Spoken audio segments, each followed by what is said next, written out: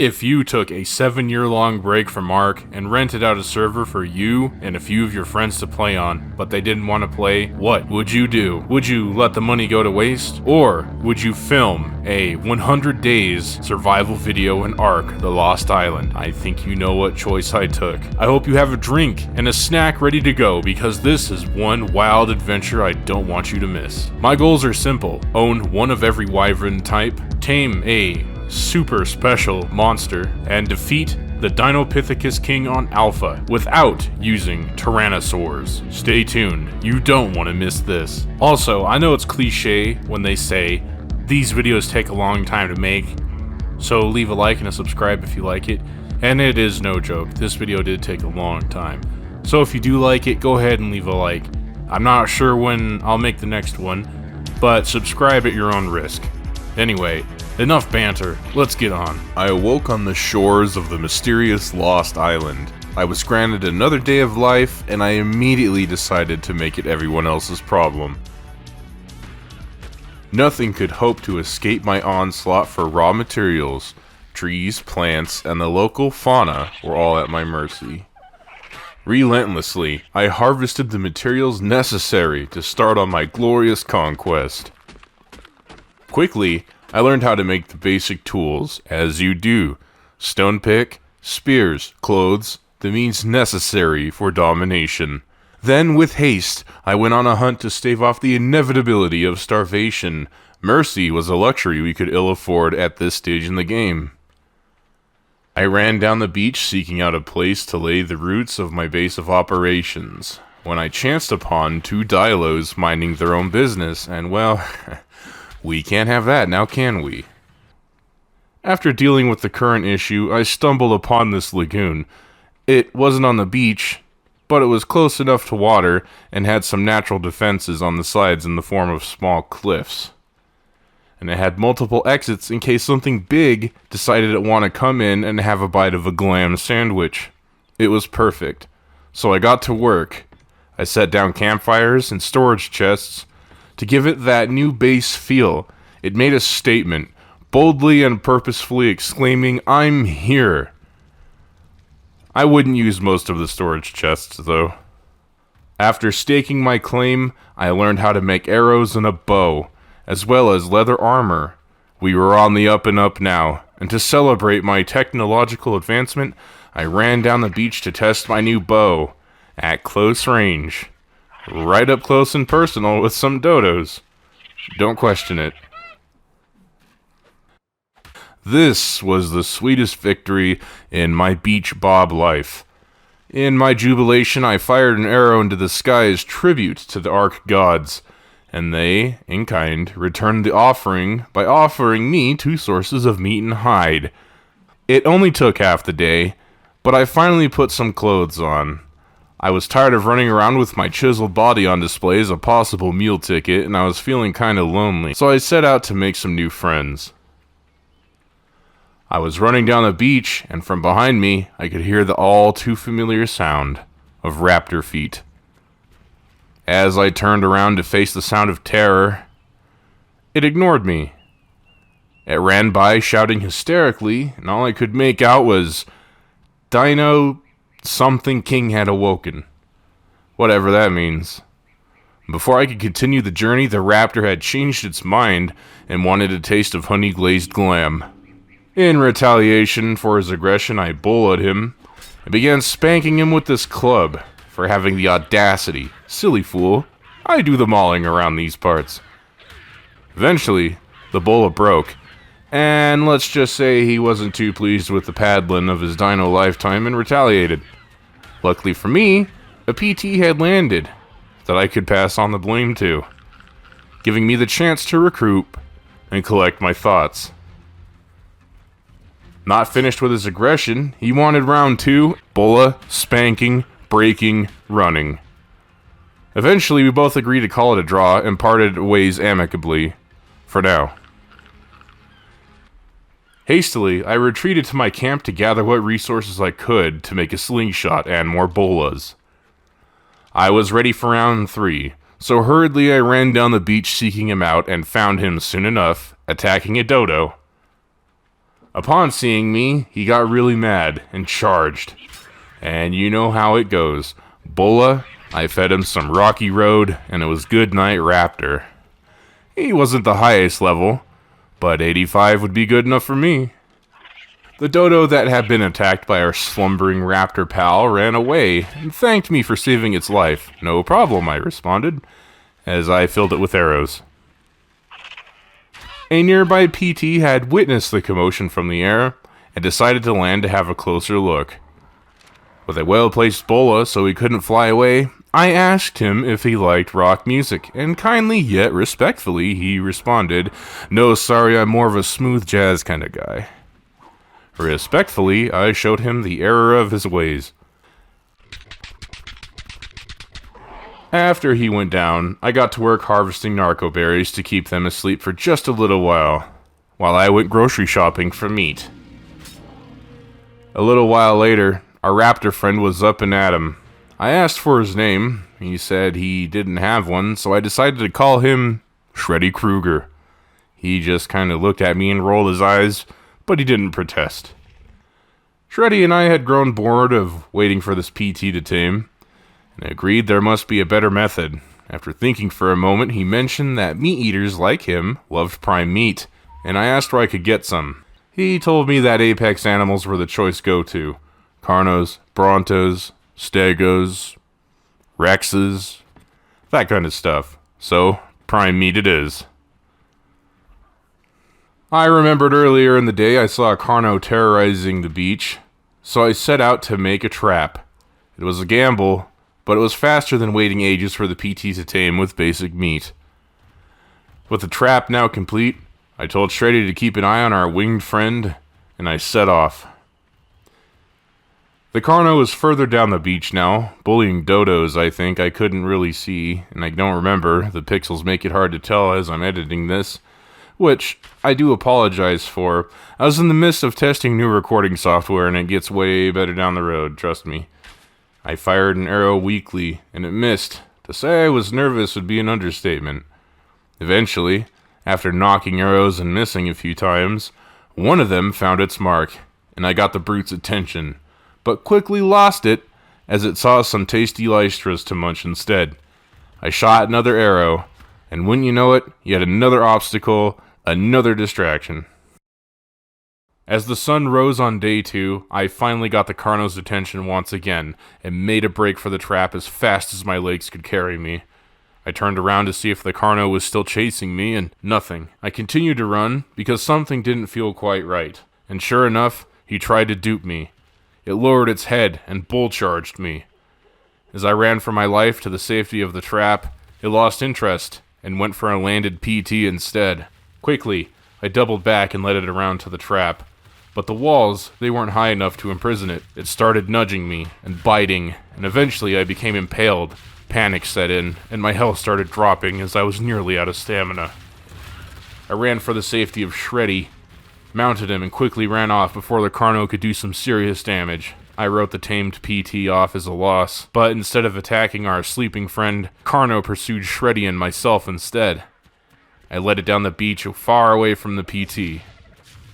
Eventually, once the coast was clear, I went back to the PT's location and decided to hunt for prime meat another way. I thought you could harvest it from a Pachyrhino, but no, you can't. Hey, you know, I tried. Even after 1,500 hours of playing this game, I still learn new things every day. I don't know why I hopped off of Shreddy to harvest it. As I'm editing it, it seems kind of silly, but hey, you know, mistakes are made. Shreddy and I decided to try our trap again. And this time, I made the walls the correct height so the Carno wouldn't be able to run over him. As luck would have it, another Carno spawned in and wandered into view, right here. Shreddy and I understood the mission, and we set out to trap this meaty prize. We walked up purposefully and shouted defiantly, "Hey, Big Nose!" It didn't like that too much and gave chase, but I guess it had a change of heart because it stopped chasing us right outside the trap. So, we tried again. If at first you don't succeed, give up and do something else. Oh, wait, that's not right, is it? No, try again. Yeah, that's the one. Try again. Yeah, that's the one. The plan was executed flawlessly. The Carno was trapped, and I got to work.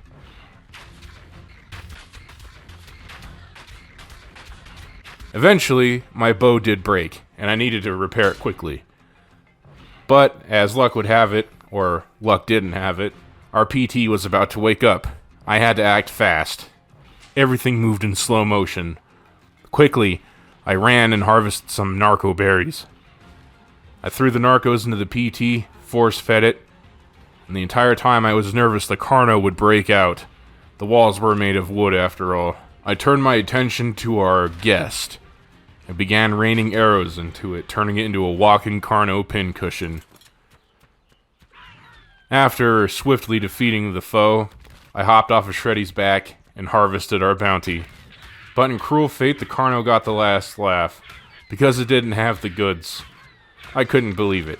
So instead of harvesting it fully myself with a pick, or a hatchet, I don't remember, I hopped back on Shreddy and harvested the rest with him.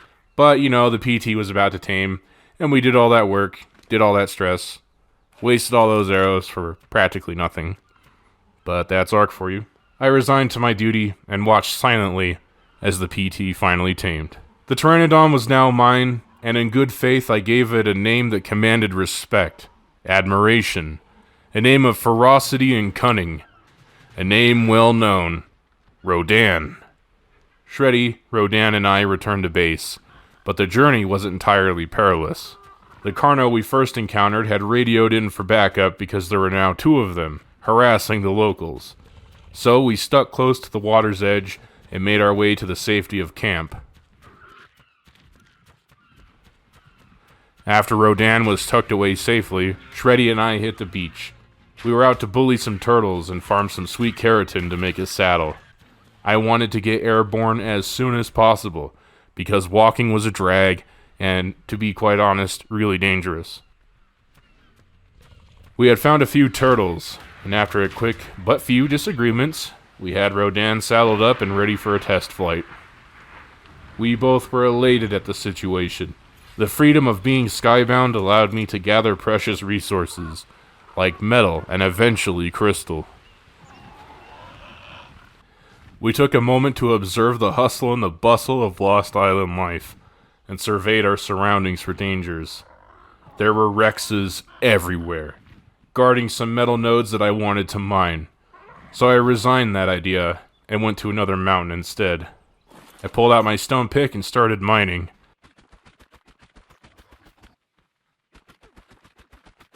And after some time, Rodan was about at his weight limit, and we both retreated for our camp.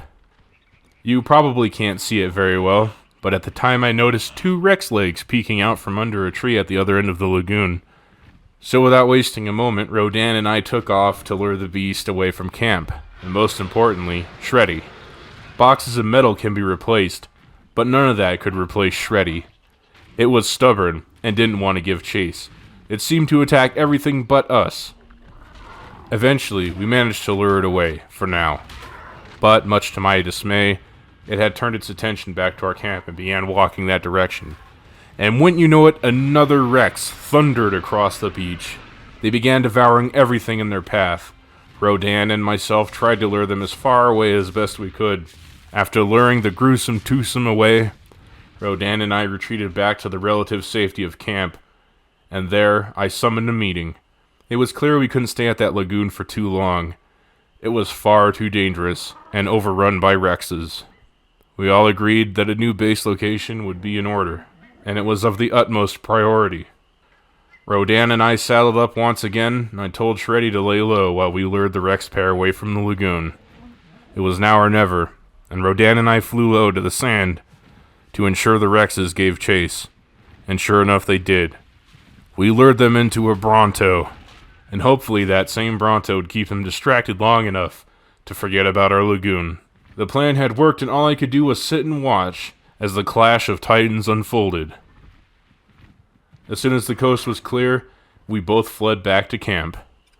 And it was time to get serious. I placed a wood foundation, made a forge, and started cooking up some of the metal we had brought back.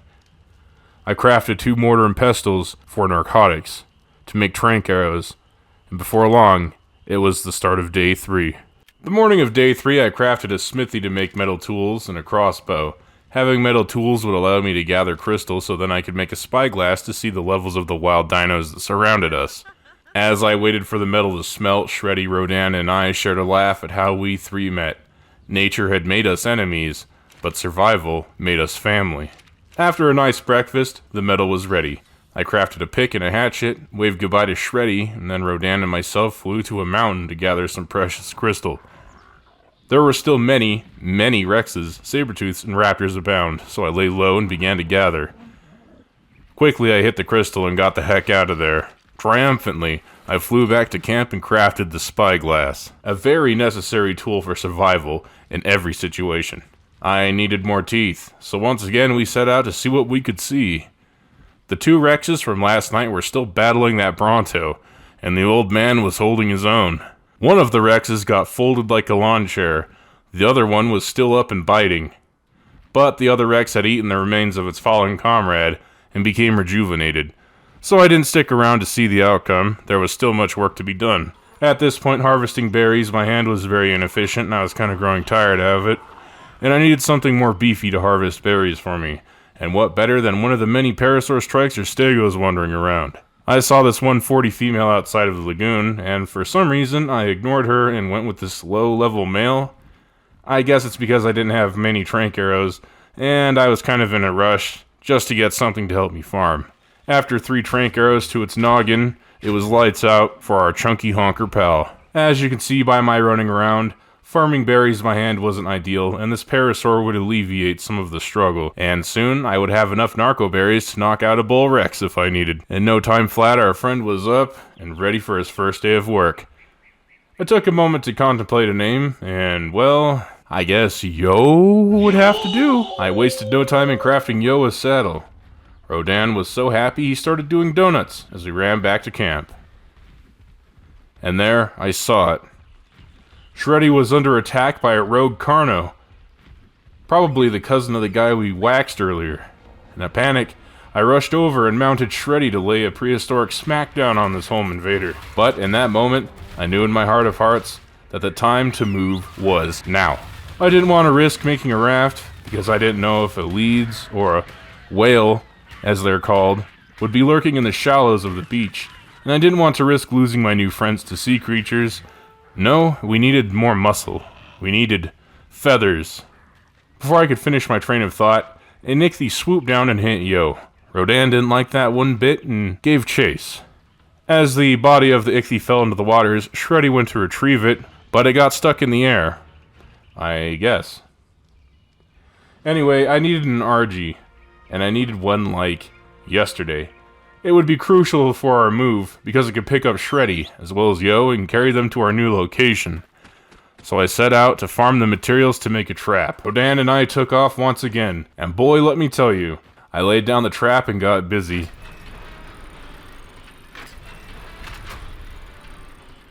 After getting one's attention, and with a little finesse, we lured it into the trap and shut the gate. But the trap's bars were just a little too wide. Oops. Just to make sure, yep, too wide. Well, back to the drawing board. Okay, pillars this time. Well, that's a great idea, Glam, but what about the roof? Are you sure? Yep, Okay, 3rd time's the charm, we got it this time, for sure. A few hatch frames more. This time it's foolproof. Well, that's great and all. But now how are we going to get out of the cage when we're in there with the RG? Okay, so let's take this slowly. Lure it in, walk out this side, easy peasy lemon squeezy. Mighty success, it worked! And so we gave her some nighty night arrows, and she went down. After a cheer of victory, we headed back to camp for a bit to harvest some narco berries. I'm glad I came back when I did, because no sooner than I had landed was when a heavy storm rolled in, and covered the land in a thick fog with rain. It was dark, let me tell you. The thunder sounded like footsteps with a good pair of headphones. I was quite paranoid. So I stayed up all night, and I was afraid we'd be Rex Chow before the storm cleared. Eventually, the storm did clear, and the sun began to rise on a new day. Rodan and I took off to find some meat for our sleeping gal, until my eyes chanced upon some RGB lights blinking in the clearing below. And look at that! A whopper of a tech raptor! I'd have to be absolutely crazy not to tame this man. I swooped low and got his attention, luring him to the safety of the beach before whipping out some bolas and singing him a lullaby, to the tune of my crossbow twanging trank arrows into his nose. And boy, howdy boy, look at them stats. My boy was gonna be crucial for the days to come. Okay, so, some bad news. I lost half the footage for day 4, and the taming of the RG and the Tech Raptor, gone. Checked my hard drive, checked my recycling bin, gone without a trace. So I think I forgot to hit record. Anyway, yeah, so here they are. Full Heart the Argentavis, and Dinobot the Tech Raptor. Ta-da! Anyway, I need more materials to make Heart a saddle so I can get airborne and begin our big move. Shreddy seemed kind of jealous that I was taking Dinobot out for a spin, but I reassured him that it's only because Dinobot had more health, and I wanted him safe and sound here. I needed his ferocity in battle, and his unparalleled combat experience to keep Heart, Rodan, and Yo safe. Dinobot and I took off. We ran up and down the beach looking for turtles, and we found a few, but it seemed like they stopped spawning. Either that, or they have ways of long-distance communication. I don't know. Seems like they all got the memo, and didn't want a repeat of a few days prior. As we ran down the coast, I thought I saw something. Something big hiding on top of a cliff, waiting for a beach bob and a freshly tamed Tech Raptor to come closer. I pulled out my spyglass, had a peek. Yep, that's what I thought it was. I guess I'll just check the other end of the beach today. Hey, look at this moss chops. It's 130, and I could use one to harvest special resources later. I'm sure it's going to ask for something quite reasonable and easy to get, something easy to eat. Anyway, we found more turtles. Yeah, after half the day. Gave us a boatload of keratin. Finally, we were making some real progress. We decided to take a break and have a look over the ocean, and took a moment to admire the view. We also found this beefy female Rex walking in slow motion. Real chariots of fire, this one. Too bad I didn't have the means to tame her. She could have slow walked all over our enemies. Oh well. Our hunt went late into the night. Dinobot was starting to look a little drained, and I was growing quite tired myself. Until we were beset upon by some ants. Normally this would be a bad thing, but in this situation it was great. We hit the chitin jackpot. Hurriedly, we rushed to camp to craft Heart a saddle, and that night we all got together and moved. Earlier in the day, I'm pretty sure when I forgot to record like a numbskull, Heart and I scouted a small island with a really cool rock in the center of it. That is where we would set up shop for the rest of our 100 days. First, I took Shreddy. He would be the first to set foot on this new uncharted territory. Then, I took Dinobot, so him and Shreddy could work out their differences alone, hopefully in peace.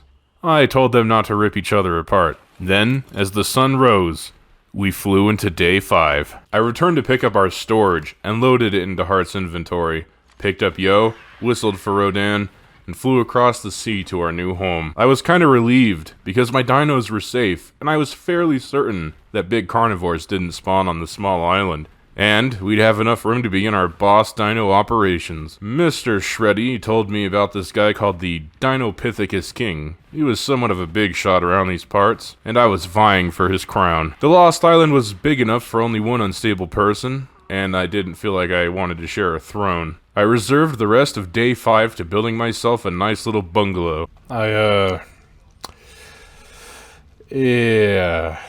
I forgot to, hit record for this entire building process. Please believe me, I did not use creative mode to do this. I just used my pick, my axe, and my hands. I'm tired. I think it's time for bed, in real life. I'd finish building the patio later. Probably. Or not. We're going to pick up the pace in the video now. The stage and the actors are set. If I talked about all the small details in great detail, the video would probably reach 7 hours or more. And that's a lot of editing and a lot of voiceover. And I don't think anyone's going to watch a small YouTuber for 7 hours like this. So, to remedy this, I'll only show the most interesting stuff and the boss fights. Feel free to say how much better at Ark you are than me in the comment section. I'll be sure not to read them. Day 6. I was being a lazy bones. I didn't want to get out of bed. I was trying to catch up on some rest when I heard that Shreddy and Dinobot were arguing in the yard. I ran out to tell them to knock it off. They were arguing about whose waifu was better or something like that. And I had to explain to them, you know, it doesn't matter what waifu you like. They're all bad. Just stop. Like, honestly, just stop. Anyway, I got to work creating a lot of Narcos. It was time to think about what I wanted to use in the up-and-coming boss fights. And I wanted something strong. I had considered a Rex army, but those are bog standard and kind of boring. I took a moment to enjoy the warm glow of the kitchen as the Narcos cooked, and I enjoyed our new surroundings. I walked the property. As the sun set on day 6, the Ark gods gave me a peace offering and a gesture of good faith in the shape of a high-level female pteranodon, and I wasn't one to decline such a noble offer. So, I bowled her and told her, "I love you," and then knocked her out. Rodan was going to have a nice girlfriend, and I was going to have a nice imprinted PT mount. I saddled up on Hart and began hunting for some prime meat. Over on the mainland, I found this absolutely yoked 135 Raptor. And then I descended from the sky, perched on top of a rock, and then began to play the Alpha Raptor's head like a bongo with Hart's beak. Day 7. The sun rose and my fight with the Alpha Raptor still roared on. There were 2 of them, and the high-level one ran off somewhere, I guess. So I tagged this level 55. Hey, prime meat's prime meat no matter where it comes from, right? Anyway, I managed to erase it, and I flew back to base to tame the female PT. There we go.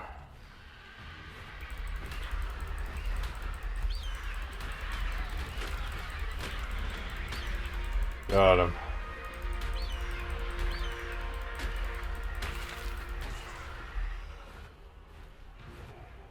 I'm on my way. I thought I had found a nice girlfriend for Shreddy. I mean, look at that. 145? Who could pass that up?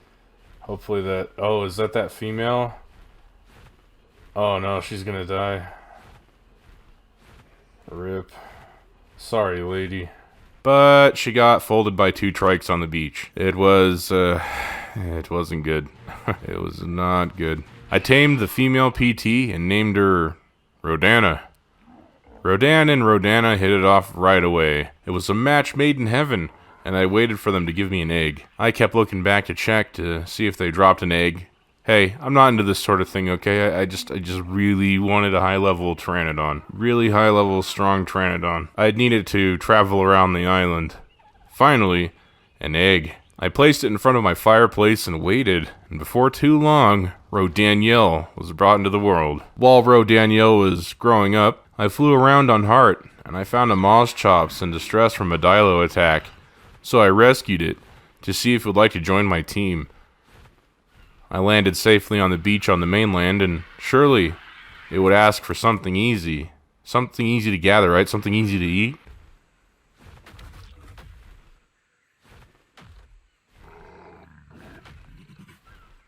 Anyway, later on at the other end of my property, I found a Mozchops with a sense of reality finally. The Tinto Berry. Can do.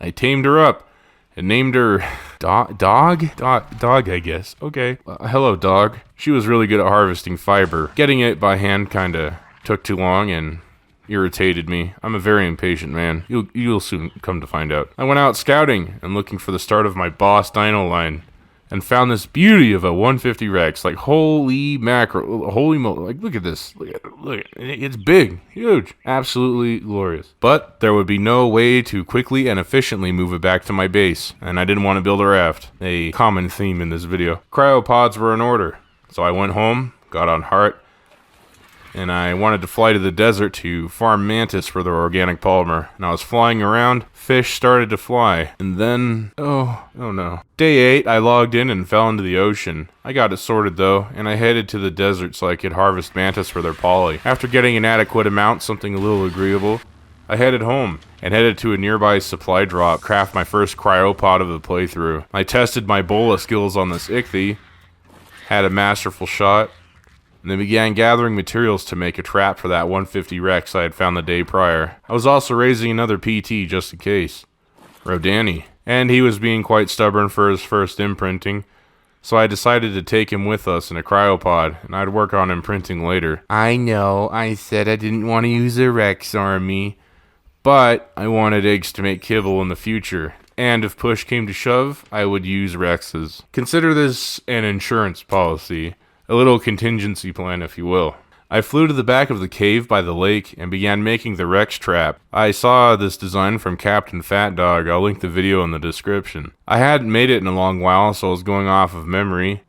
And I'm pretty sure I messed up somewhere. I just got the gut feeling. Yeah, you'll see what I mean later. I left the cave, got her attention, and then promptly scolded her for a moment. Whoa, finish your homework. I'll see you in a sec, hang on. Eventually, I got her into the trap, and I started tranking her. Yep, right there. I made one of the pillars too short, and she kinda just walked out. That's not good. At least she was torpor running.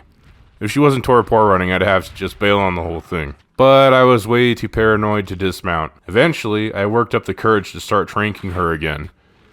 And I got to witness her climbing skills because, holy, she climbed up the mountain. She climbed to the top of the cave. After she went down, I couldn't believe it. I mean, look at this. She's up the hill. Like, how? Rodaniel and I flew around looking for some alphas to get their meat. We found this alpha Carno chilling on the beach, and well, I took it personally. This female's health stat was absolutely abysmal.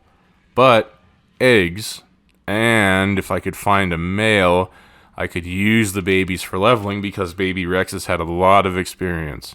Okay, now hear me out. It's faster than walking up and down the beach attacking wild dinos, and it was safer. Plus, I'm on a bit of a time crunch. This video is already 30 minutes long, and I need to cover 91 more days. I tamed the female Rex and gave her the name Otachi, and since I only had one cryopod, I needed to leave Rodani behind. Seeing as how this spot was relatively out of the way, I doubt any wild carnivores would wander back here to eat him. I potted Otachi up, and we rolled out to drop off our new Rex. I went back to Rodani, did some imprinting, potted him up, and went home. The look on Shreddy's face was absolutely priceless, and it was hilarious. Look at him. He doesn't know what to think. I knew I wanted a Maywing because they're one of the best transportation teams in the game. So, I flew over to the Highlands and stopped briefly to witness the brutality, until I myself was attacked. I flew further in as fast as I could, and saw this Spino airdrop into the swamp, and here was my reaction. Holy mother of pearl. A pearl. I am not ready to take her on yet, unfortunately. Let's get this Maywing first, and yeah, I'll come back. Oh, man. A 150 Spino. I cannot believe it, man. As I record footage, I tend to talk to myself a lot. Anyway, I found this nice 145 Maywing and started taming it. Yeah, baby. Hey, little buddy, you're gonna go night-night now, okay?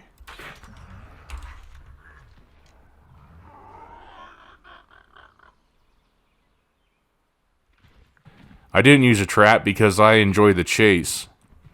You thought you could escape that easily, huh? Oh, you got another thing coming, pal.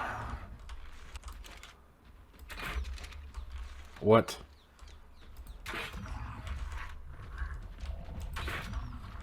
Oh, shh. Whoops. Oh, okay, we're good. Woo! Had me worried there for a second. Bit of server latency issues. Oh, man, that would have been bad. Woo! First Maywing, boys. I found a Novus minding its own business, and you already know how I feel about that. And before long, Hummus joined the team. And to round off day 9, I tested my Bola skills against an Ichthy in the dark.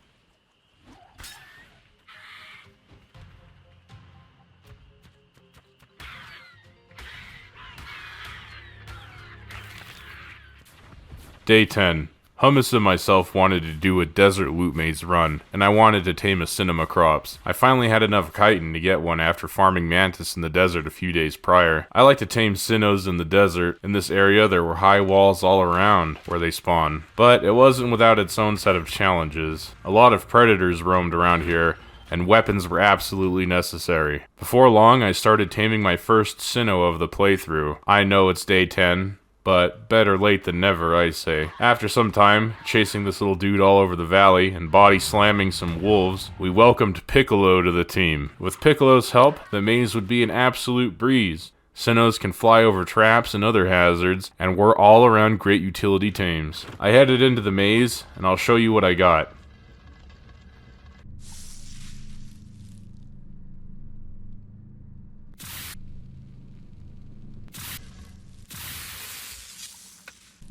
It was at this moment I knew what I wanted to use in the Dinopithecus King fights. The often underrated and overlooked, yet humble, Allosaurus.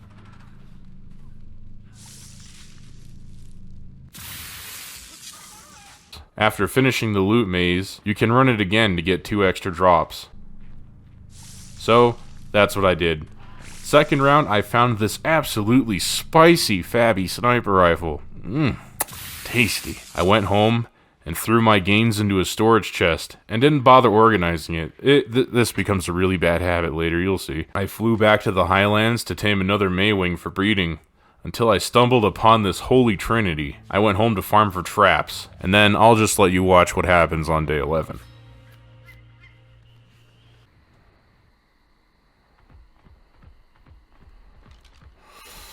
Okay, how am I going to do this?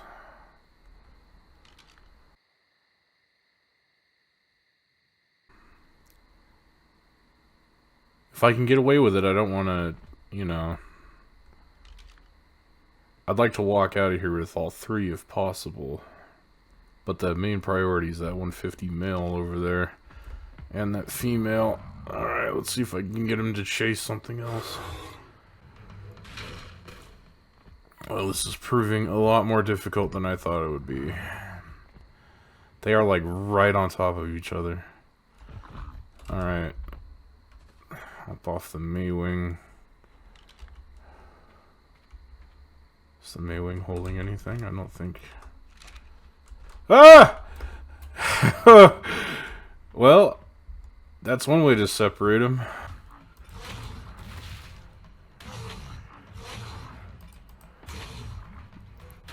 Please calm down.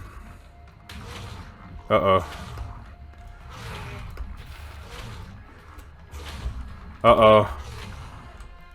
Hummus and I are in trouble. This is not how I imagined this going down.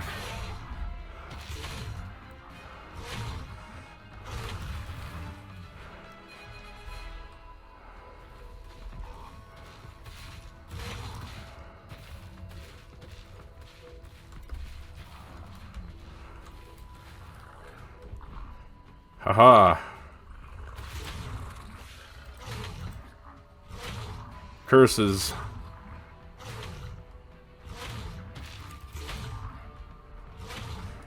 Why you know go down, Billboard? Okay.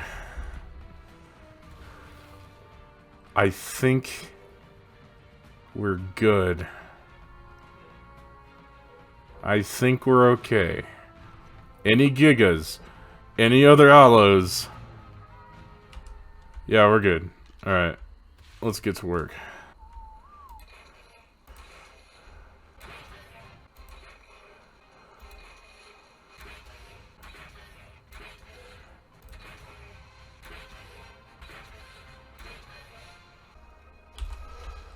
Not good.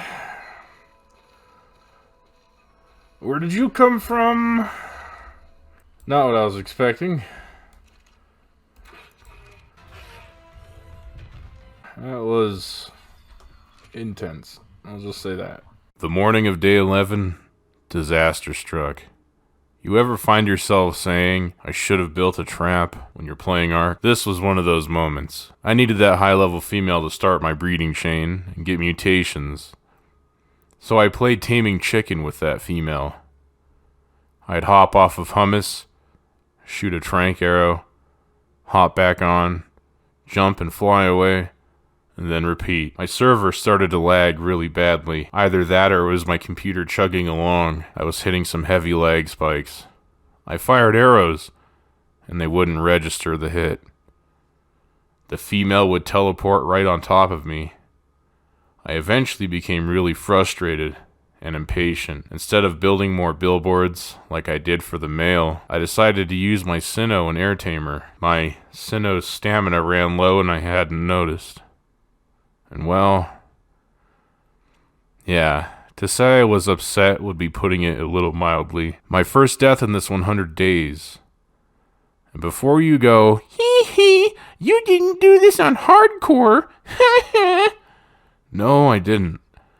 I just wanted to beat the Alpha Dinopithecus King, or die trying. That was my goal. And to make one of these videos, because it would scratch an itch, and I could finally move on with my life. For long, I flew back, and I saw the red text. Yeah, Piccolo bit it. I gathered my things, and was ready for round 2. But the female that I lost Piccolo over decided to solo attack 2 Stegos, and well, I potted up the male that I had tamed, and headed home defeated. I went back and collected Rodani, and resigned for the day. Day 12. I was humbled and shaken. I'm glad I didn't make this a hardcore challenge.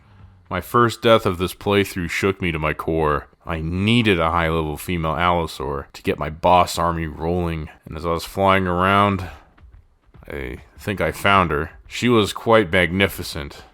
I tried to lure her away from the other 2 so I could tame her. But 2 Allo packs had combined into 1 Mega Pack, and after yesterday, I was absolutely not getting involved in that. And so, I schemed, and I hatched a plan. There in the field, a lone Maywing. It was the perfect bait. She had become separated, and I finally sprang into action. After knocking her out, as I waited for her to tame, I did some sick donuts on my Maywing. After she tamed, I went home and introduced the 2 Allos. I named the male Fortunate Forba after one of my friends, and the female Aisha. Shreddy and Dinobot seemed to be getting along now. It only took the death of one of the team members. Before long, I was gifted my first Allo egg, the Silver Lining. Welcome to the world, little Durango. The rest of the day, I bred and raised my Allos, and I needed to get my farming dinos underway. Days 13 through 19 were no man's land as far as content goes. All it was just me staying around the house and raising babies and just farming. So, instead of showing every single tiny little minute detail and the greatest detail, I'll just give you the crash rundown of what happened. Day 13, I snatched a Doedicurus that wasn't expecting it from her mountain home, brought her home, knocked her out. Then, I went and got an Ankylosaurus to farm metal. Here it is. Welcome, Dodie and Mr. Slam. Day 14. First half of the day I was AFK, so here's the time lapse of 2 baby Allos growing up.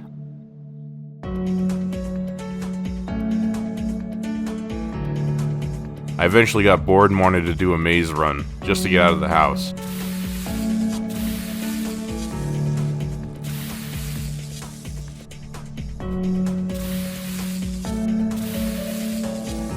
I didn't get anything of particular note, but I found some nice riot shoe blueprints that I'd use in one of the boss fights. Day 15. I was stuck at home raising young.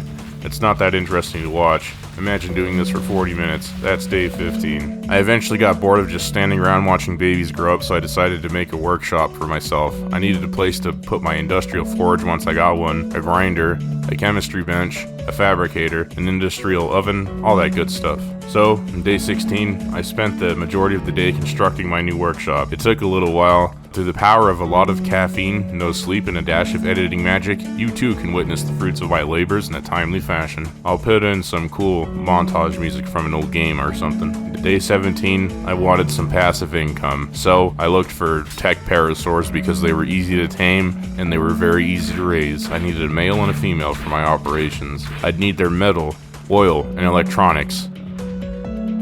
And the less work I have to do, the better. I found this really high-level female, knocked her out, flew around.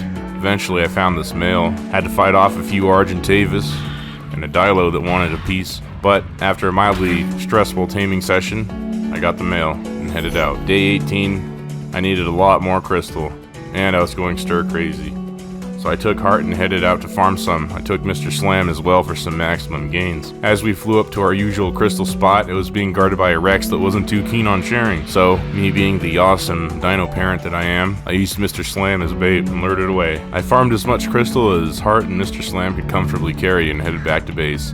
I made some glass for my workshop, for vanity reasons of course. I'm not much of a builder, but this workshop was mine and I owned it. Day 19. I was breeding dinos in the background between building my workshop. That hadn't stopped. I just don't want to make it the focus of this video because it's kind of boring to watch. I'll let you know some minor details. I had a few mutations, melee and health. I'll show a little bit of what happened on day 20 so you can get an idea of what my passive income looks like in Ark. It's cruel, I know. But you honestly expect me to go out and farm my oil, metal, and materials to make electronics? I actually did go out to farm though. And note to self, if I ever revisit the Lost Island in a future episode, I absolutely need to tame Mantis for passive organic polymer. I flew my Maywing to the desert, switched Heart out to take care of the muscle work, and then I would switch back to my Maywing and travel home. It was a fast little system that I came up with. As much as I love my RG, she wasn't the fastest of flyers. After I farmed a little bit, I returned home and crafted some pump shotties just to make me a bit more powerful. As if I really needed it though. I waited for some tech para babies to grow so I could make maximum resource gains. Plus, it gave me more time to bond with Shreddy. I also accidentally, this dodo.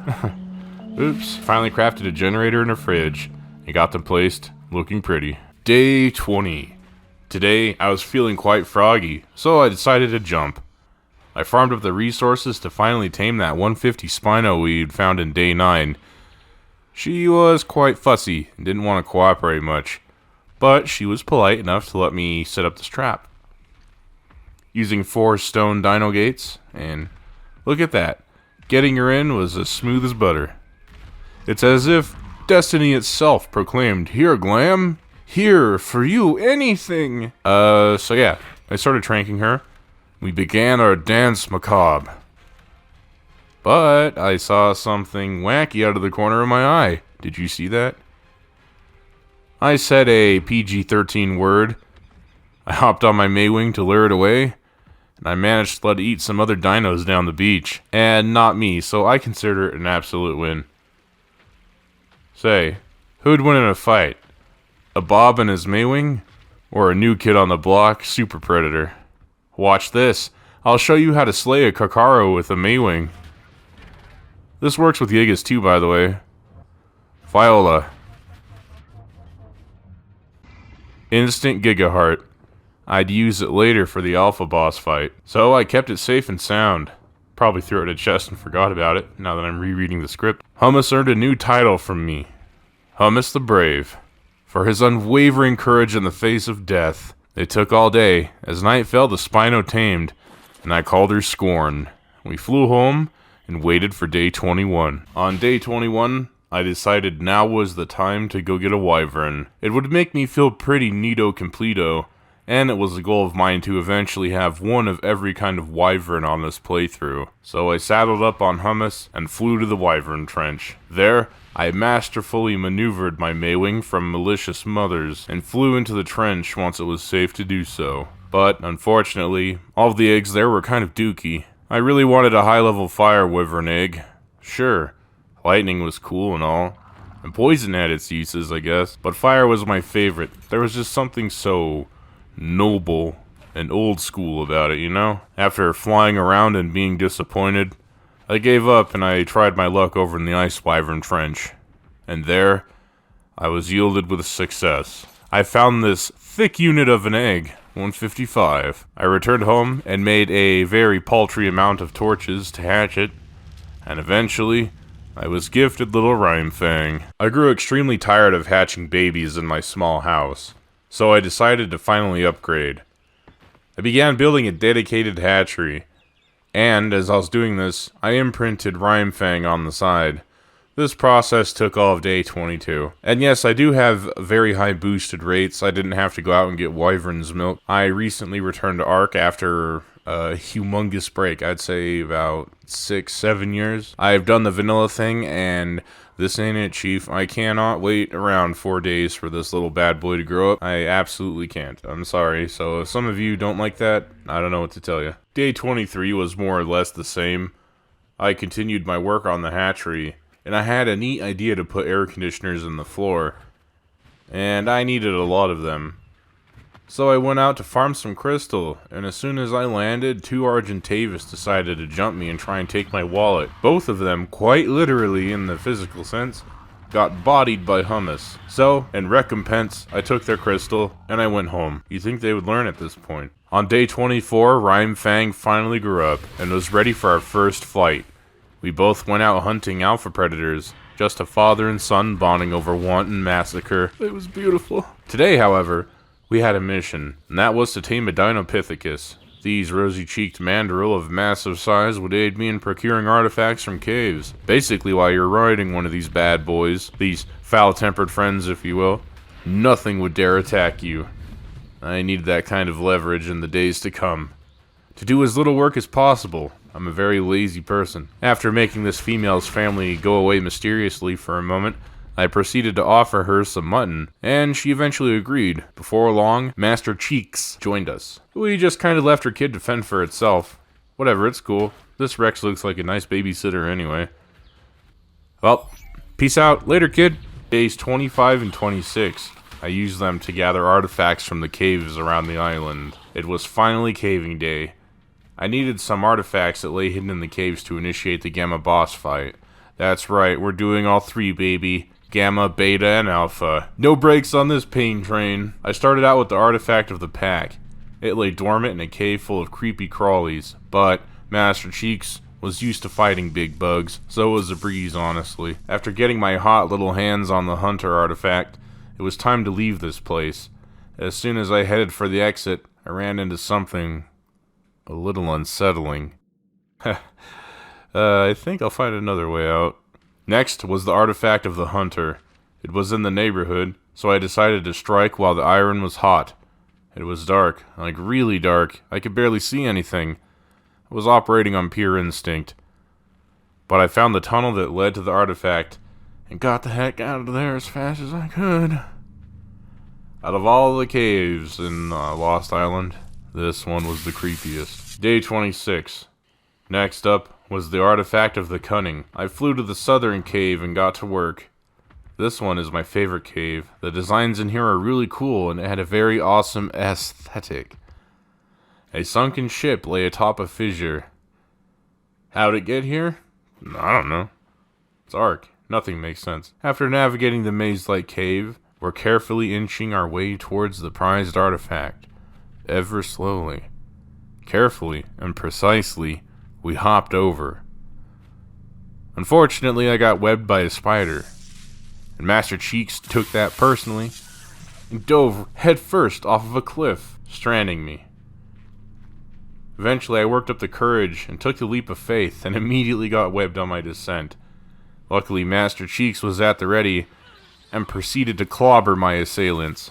After that little kerfuffle in the previous cave, we wanted the artifact of the Sky Lord, and it wasn't too far away from the artifact of the Cunning, so we decided to boogie. This cave had a lot of bugs in it. And no, not those typical Ark kind, like actual bugs, like Insect City, USA. I stumbled upon the artifact of the Sky Lord, and me being paranoid checked my corners. I didn't want to get jumped by an 8-legged freak. Then I nabbed the artifact, then as quickly as we arrived, we left. Do you hear that? Off in the distance. Oh, that's the sound of another quick maze run. Since I'm out and about. First crate, baby. A really nice assault rifle. Thanks, Ark. After the maze run, we called it a day. After a huge amount of farming, I finally crafted the Industrial Forge after 27 days. I gotta say, it was looking mighty fine in the workshop, and I wasted no time getting some metal smelted down. That was literally all day 27. Just gonna move on. Days 28 through 30 were reserved for getting my aloe line looking pretty. I wanted to bring in at least 15 fully imprinted aloes with a high melee and high health stat, so I was very meticulous on who made the cut and who didn't. By day 30, I was going insane, so I decided to go out and find Master Cheeks a boyfriend, a partner in crime. I wanted an imprinted Dinopithecus for caving, and for just because reasons, I guess. I took Rhyme Fang and headed out, and we found this absolutely shredded 145 male, and we started to tame. It was a mighty success. At first I named him Keys, but eventually I decided the Arbiter would be better, and probably be funnier. So I named him Arbiter down the road. Days 31 through 34 were dedicated to, you guessed it, raising my army and vetting out the ones that wouldn't make it. To get an idea, check this out. Honestly, I wish there were more to talk about, so I'm just going to skip ahead to day 35. I started the day off right, with another loot maze run for breakfast. After that, I decided to do some quick cardio, and possibly the dumbest thing I've ever done in this playthrough. I tempted fate. I guess I got too comfortable with living the status quo. Decided it was time to get a Magmasaur egg. It wasn't going very well. I had to run away a few times. They were very accurate with their molten spit attacks somehow, like they had hit tracing or something. I tried luring them from the cave, but it seemed as if one left, another would immediately spawn in and take its place. Honestly, I didn't really need a Magmasaur, I just wanted one for the bragging right, you know? Pride before the fall. I managed to snatch an egg, but I stupidly decided to double down and eat it. For some reason, even reading this now in the script, it makes me mad. I should have just... Okay. But one thing you need to remember is the house always wins. A Magmasaur managed to land a 1 in a million molten spit on Hummus and cooked him alive, stranding me on the volcano. In a panic, I ran and fell to my doom. That makes death number 2 in this playthrough. I flew over on Rhyme Fang to deliver some cold justice, and proceeded to immediately get cooked. And that was death number 3. Day 36. I became the very definition of insanity. I saddled up on a PT, flew to the volcano, and Rhyme Fang was getting broiled by this Magmasaur as I speak. Luckily, I flew in and whistled for him to follow. Put him on passive, and we escaped with our lives intact. I fed Rhyme Fang some meat and went into the cave to collect my stuff, but a Magmasaur spit against the wall, turning me into a smoked glam. At this point, I was 100% ready to just throw in the towel. I lost Hummus. Rhyme Fang almost died. I was about to write all that stuff off as a loss, you know? Go home with my tail between my legs. But Mama didn't raise no quitter. I flew back and whistled for poor Rhyme Fang, and left the cave in haste. I wasn't in the mood to funk around and find out. I left Rhyme Fang in a safe spot, mounted a PT, and managed to barely pilfer the Magmasaur egg before going full send and grabbing my stuff. I panicked because the PT was over encumbered as molten spit was flying my way. I had to get rid of this really nice Giga saddle, but I wasn't going to tame one this playthrough anyway. I dropped some treasure and got the heck out of Dodge. We all flew home in silence. Before I forget, I also managed to snatch another Magmasaur egg on my way out. I forgot to talk about that in the script. Alright, let's go home. In day 37, the Magmasaur hatched, and I named her Cinderella. I also accidentally, some baby aloes. Big green numbers make the brain feel happy. Here's a look at all of my 00 females. They're a blank slate that will bring in new mutations. In Ark, your dinos going full-blown Alabama mode isn't a bad thing. Making babies hook up with parents is necessary to making powerful boss dinos. I didn't make this game, don't yell at me. I was finally emotionally healed from the loss of Piccolo, and I decided it was time to go find another Sinnoh. I found this neat little 145 and started the taming process. It's not too bad. Finally, after some time and patience, and a few terror birds, it was mine. I didn't bother naming it, because reasons. To celebrate this victory, I went on a maze run, another run, and then we flew home into day 39. So this is it. This is what I did today. Day 39. Moving on. The big day 40. You want to hear a really loud noise? Check this out. As much as I love aloes, their footsteps are starting to drive me a little crazy. I'm sorry if these days seem really short and brief. Most of these ARK 100 Days videos are just spent raising young and preparing for the grand finale. There's not much I can do.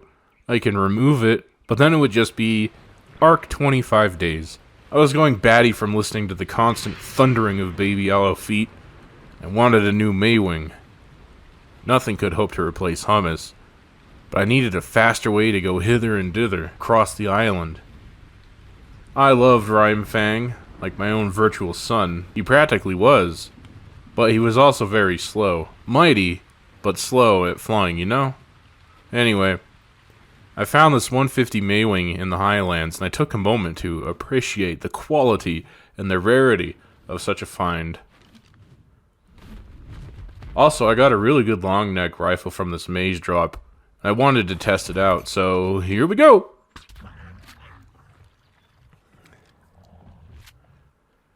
I ran to Rhymefang thinking this was going to be a long chase. Turns out the rifle is a one-hitter quitter. It was immaculate. I flew around looking for some ovis to get some mutton, and well, just watch. My pain is eternal, and my suffering is deep. I genuinely thought it was an ovis.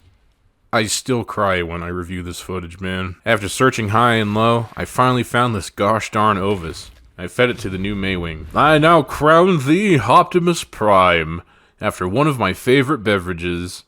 And I'm also a little biased. I like Transformers, if you couldn't tell. To celebrate this absolute win, you guessed it, did another maze run!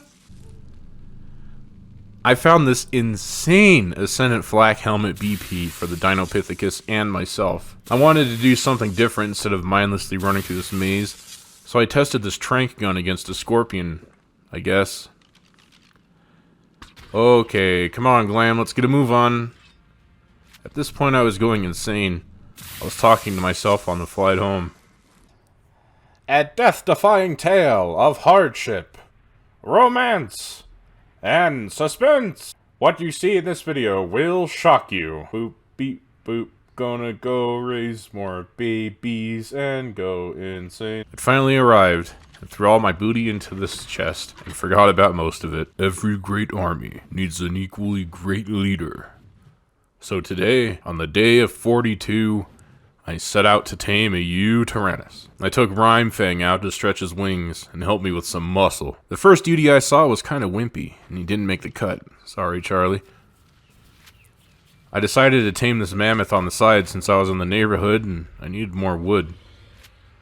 I flew around a bit more until I saw an immaculate 150 female Yudi. 2 150s in a row.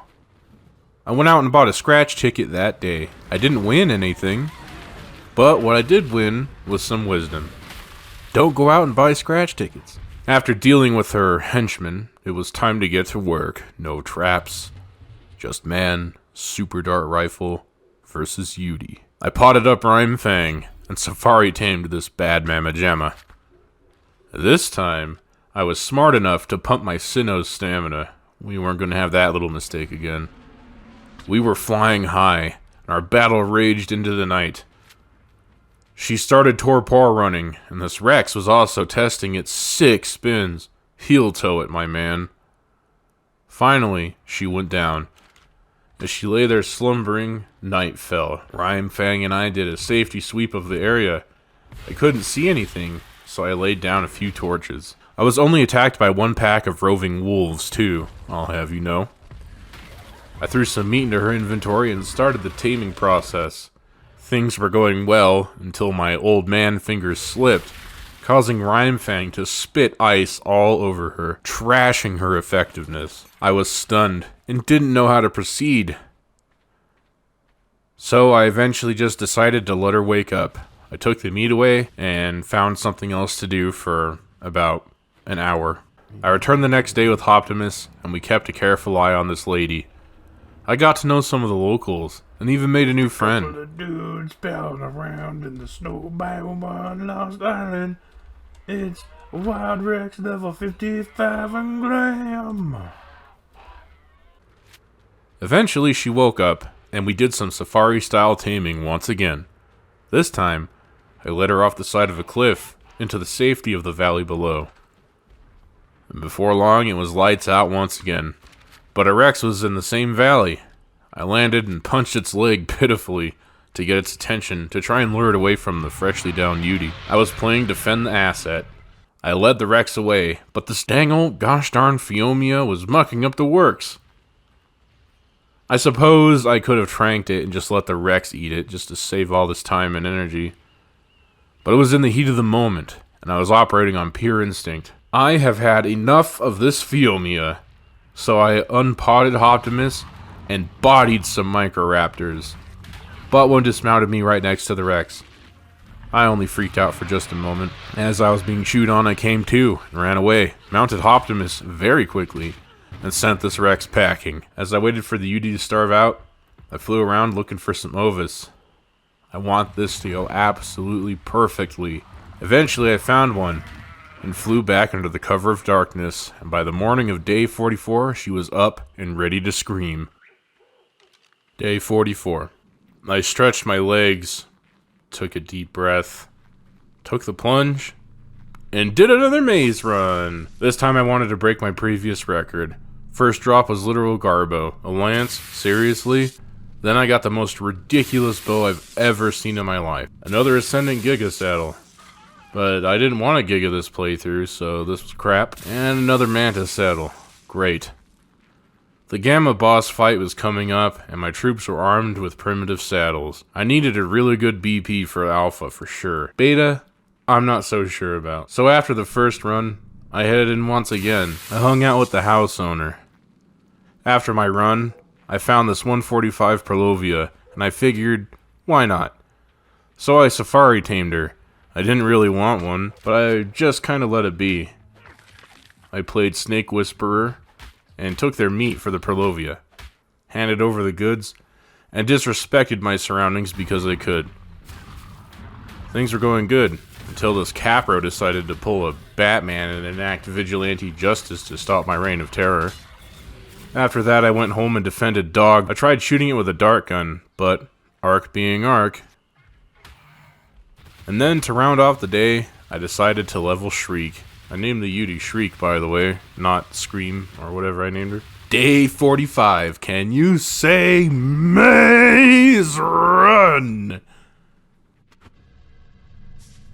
At this point, the Perlovia tamed.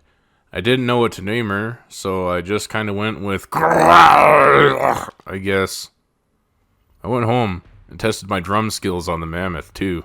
Day 46. I needed a medic, and what better than a Daeodon or a Snow Owl? I opted in for the Snow Owl option, and so I set out to tame one. I knew just the spot for some easy access to Snow Owls. That wasn't the snow biome. Ain't nobody got time for that. I headed out to get one. I also wanted to find Scorn a boyfriend too, for reasons. Spino Babies did give a whole lot of EXP. I just needed a low-level male for this to work. I landed in the redwoods and potted up Optimus and started blasting. This dart gun is absolutely bonkers. I know it's a low-level Spino, but wowie. I was a bit scared to land. This was the redwoods after all. I didn't want to have my skull shattered by a Dinopithecus troop, or end up as something's lunch, so I was extra careful. I left our Spino buddy to go find some mutton, and find some mutton I did. As I was tending to him, this gosh darn Pago stole my gosh darn trank darts. I dealt with him street style, but before I could gather my stuff, I was attacked by a Dinopithecus troop. I just wrote the darts off as a loss, and got out of there.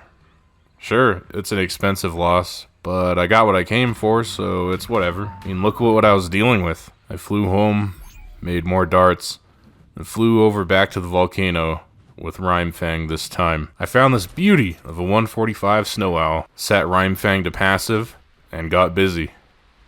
We both danced merrily, and I masterfully dodged her attacks. Well, most of them. Eventually, she started to torpor run, or fly if you want to be pedantic about it.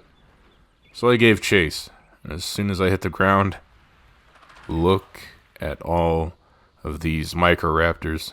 I flew back to Rhymefang and was promptly followed by normal raptors. Their mistake. They were led by this alpha, which we promptly ate. Then I defended the area and tamed Sleet the Snow Owl. The rest of the day, I spent hunting Theries for their claws. Day 47 was a slow day.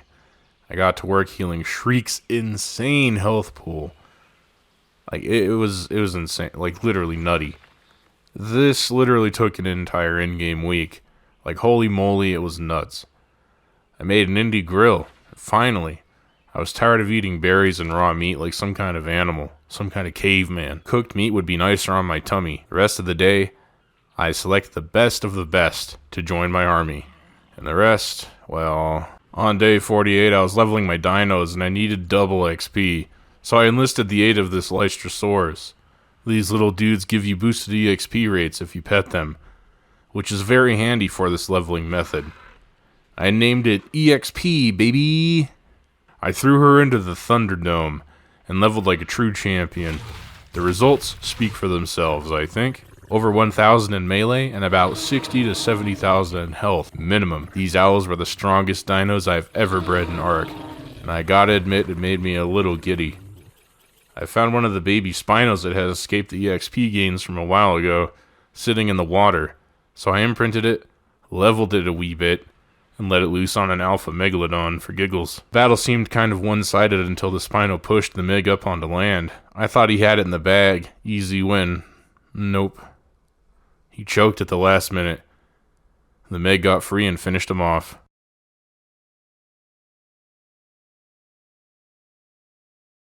Day 49 was for leveling, and another maze run just for good measure. I'm on that grind set. In the deepest part of the dungeon, I found the absolute wackiest pump shotty I have ever found. It was truly the Excalibur of this playthrough, and with it in my grasp, I would deliver sovereign justice to these lands and sweep them clean of the wicked. Day 50. I went to the desert to get more organic poly, and I wanted to spend more time with Rhymefang, so I took him along. Things were going great.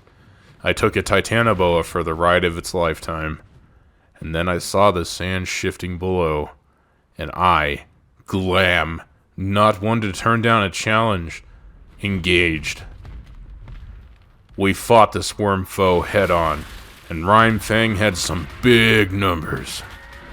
The Deathworm dropped this prod, and I wanted to go test it. Turns out, they're not that good. Awful, even. I made some riot gear and concluded day 50 with some leveling. Day 51, I needed a prep for the up-and-coming Gamma fight, so I made ammunition. I had dinos littered all over the shop, and I decided to organize, and began the long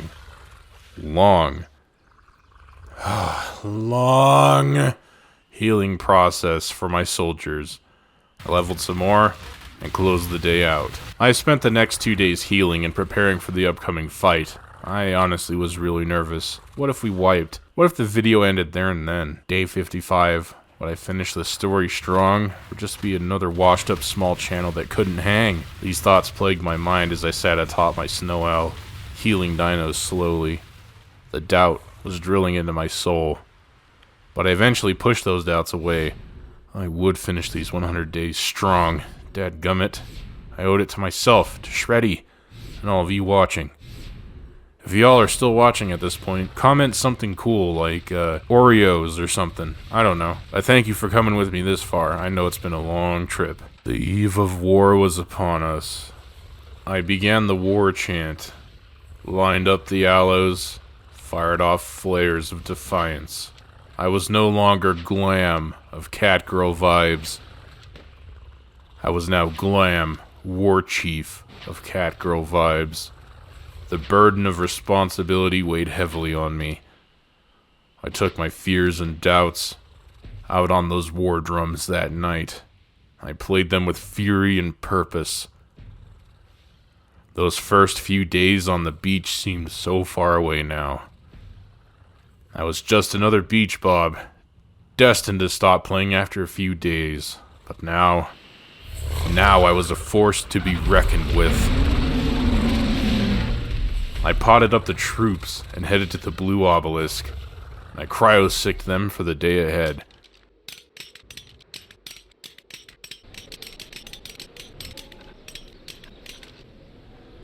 I returned home and made some final preparations. It was finally here. The Gamma Dinopithecus King boss fight. We were all gassed up, hydrated, motivated, and ready to go. I fed the terminal the tributes and the artifacts, and we were pulled into the boss arena.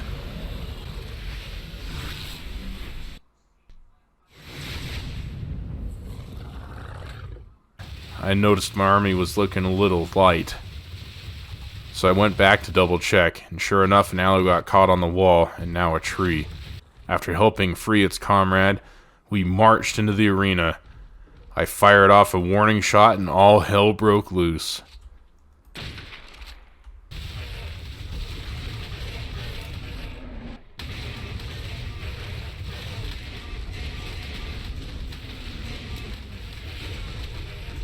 Somebody call an ambulance, but not for me. My aloes were absolutely shredding the Dinopithecus King.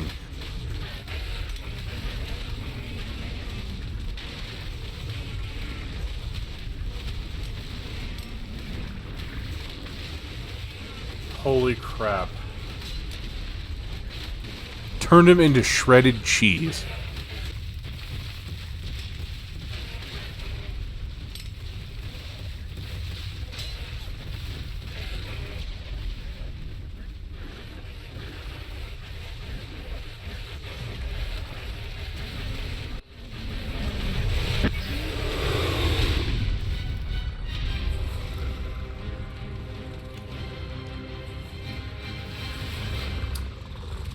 Wow. The fight was over in like 2 minutes. Absolutely wild. This dude got waxed. I don't even think it was a challenge, really. Outside of, like, maybe my primitive armor breaking. I rushed home and planted my banner of victory. 1 down, 2 to go. I finished off the day with looting an ancient tomb. You know, the hand of fate is often cruel. Have to be better. Sick, bro. Epic. Now this is gaming. There!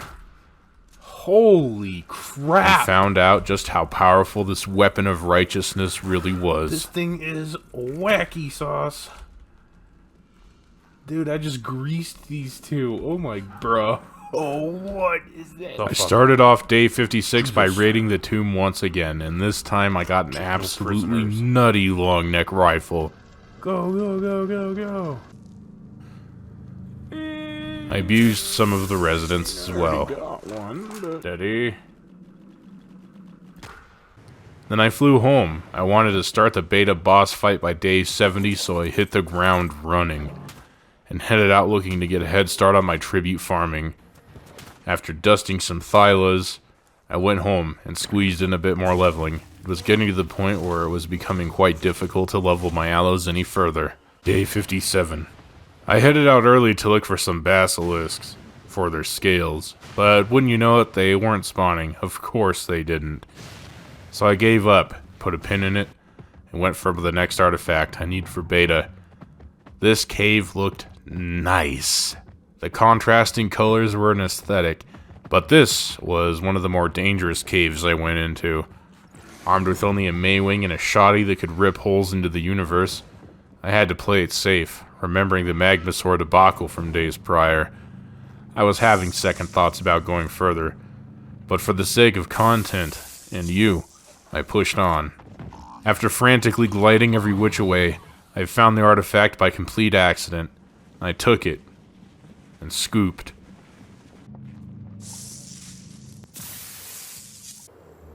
I went over to the blue orb to grab Chips, my Dinopithecus, and stopped briefly to play with Elite Ixith before getting bored and shotting it. Don't worry, I harvested and cooked it for my babies. Nothing went to waste. I flew over to the Aberration Cave and took some element just in case I ran into a good leveled Ferox. I found the artifact, jumped off of Chips, and almost bit it. Almost had a really big whoopsie. No. Oh my god.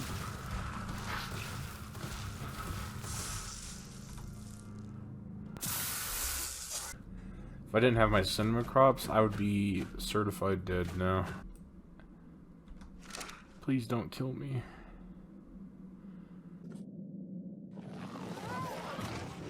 After taming a Ferox, I named it Fen. These are awesome. And I went home. You guessed it, another maze run. This time with a vengeance. I took Fen with me, transformed her, and she got stuck in the maze. Won't even fit. Oh, great. So I proceeded, business as usual. After the run, I waited for Fen to transform back. After she did, I potted her up and ran through again.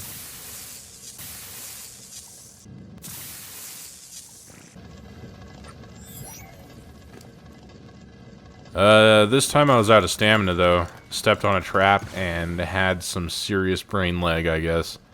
Because I passed out and immediately got ganged up on by Arthropleura.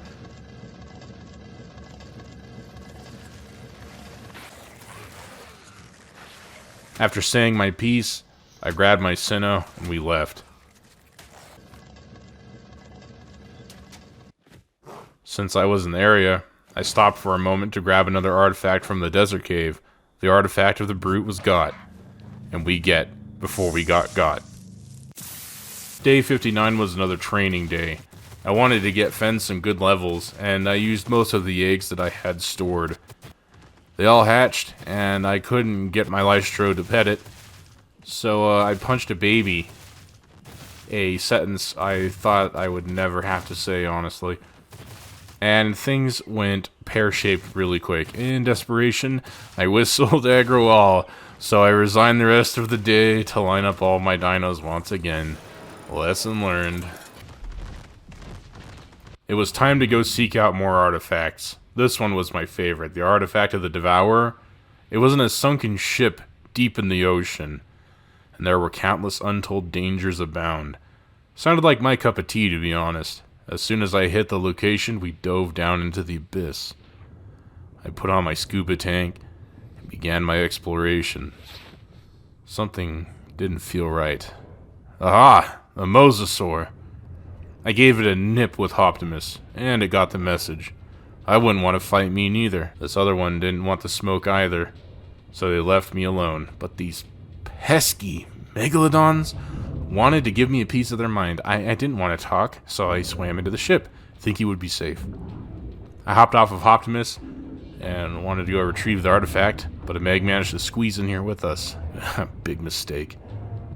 Oh, you want some of this too, do ya? Nah, punk! I swam through the sunken vessel and made my way to the prize. After swiftly retrieving it, I got back on Optimus and headed home. I also took care of some of the riffraff. Another day, another maze run. Day 61. Let me put on my glasses here. Let's see. Day 62. My notes say more aloe leveling. And there's a curse word in there. So let's have a small look-see on the video. Yep, that's exactly what's happening, so I'm just gonna move on to day 63. On day 63, it was time to go fetch the artifact of the hunter once again. I decided for some spice, and I went on foot this time.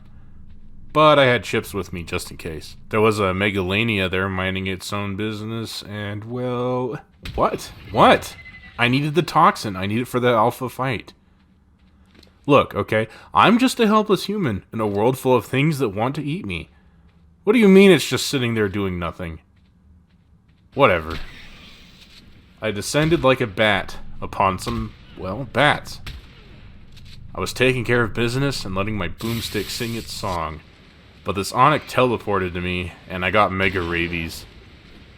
I was mildly scared, but I had a huge health pool at this point, so I just kind of tanked it, honestly. I made it back out of the cave, and flew Optimus to the desert to check on some loot drops. I found the armor that I would wear for the rest of the playthrough, minus the pants. As I re-entered the room, I was forced into gladiatorial combat, and well, I won. I was too quick for him, kept bobbing and weaving.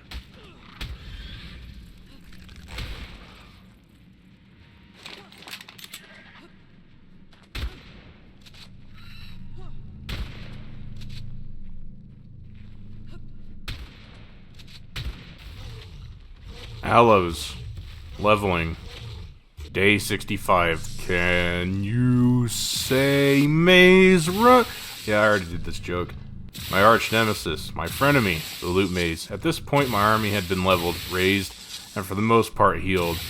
I was really just killing time up until day 70. I was flying around until I saw this out of the corner of my eye. A gosh darn raptor, caught in a geyser. It was launched hundreds of feet into the air.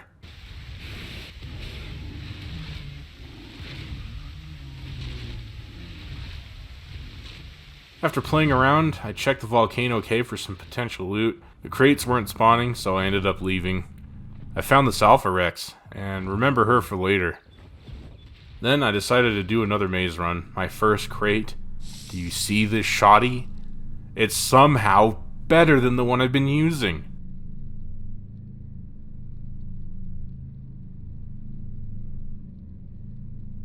Day 66, I flew to the Alpha Rex that we had found the day prior. I wanted to test my new arms, so I took chips and ran down the beach. I set a trap, got its attention, stood my ground, and turned it into mince. I felt just like a big game hunter, kinda. Oh my goodness gracious. This shotgun rips. This is Doomguy shotgun. Later that day, I wanted a decently leveled Ferox for the beta boss fight. With it only being 4 days away, I set out once again for the Aberration Cave, armed to the teeth, element in hand. I looked out and found this 140 female. My heart jumped into my throat and I needed to clear the way. After taking care of the bystanders, we started taming, and I kinda wanted to test my armor a little bit. I gotta say, I was one thick unit. After some bashing and thrashing, she was cool enough to hang. For the sake of time, I'm just going to skip ahead to the Beta Dinopithecus boss fight. Hold on before you start throwing your tomatoes, and before you get your torches and pitchforks, hear me out, okay? The last few days are literally me just doing chores around the house. I literally doing nothing. I think the most important thing of note is I built the industrial grinder finally. It only took me more than half of my playthrough, but genuinely, at this point, at this stage in the game, you're just looking for things to do in Ark. So, I'm just going to skip right ahead to the Beta Dinopithecus boss fight. This isn't script, off the cuff, so let's just get into it, okay? The morning of day 70, I once again started the rituals of war. With Shreddy and Dinobot at my side, I fired flares into the night sky, one for each of the brave warriors that would be joining me on the field of battle. As the flares fell, I was confident this time. I knew we would win. The Allos were lined up and waiting with anticipation as I began to start our war chant. We ate a feast and celebrated our past successes. I was content now. After the Beta Dino King, it would be on to the Alpha, and we were not going to lose today. But, unbeknownst to me, in multiplayer, a Yudi can't auto-roar, so I opted on staying on Shriek for the battle again. I wanted to ride the Ferox, but such is the way of things. We can't always control life. Chips seemed rather sad. I initially didn't want him to come with us because he would be my last Dinopithecus, but he wanted to be into the fight like all the rest. And who was I to deny the youth their warrior spirit? So, I potted him up to fight alongside with his parents. Later, I unpotted the troops and used Shriek's bellows to wake them up. This is a good way to wake up dinosaurs with high torpor, and it actually works. After much screaming, we were all ready. I fired off a shot once again to wake the slumbering king, and we all charged with fury in our eyes. The Dino King wasted no time and went straight for me. A fury burned in his eyes, a deep, primal hatred. In the face of adversity, I couldn't waver. My troops were depending on my resolve. We ran like a well-oiled machine as the Aloes fought the king. I did my best to provide cover fire and rid the arena of the grenadiers. Before we knew it, the king had fallen. Shriek let out a roar of victory, and I headed home to place the second banner. Sleep while you can, Alpha King. We're coming for you. Day 71 through 80.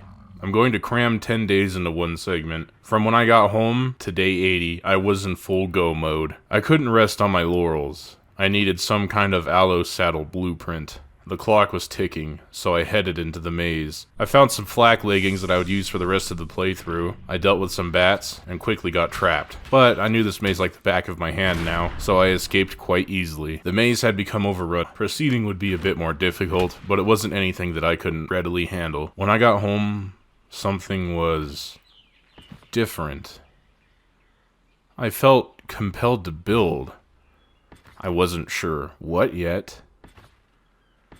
But I had felt like I was being watched.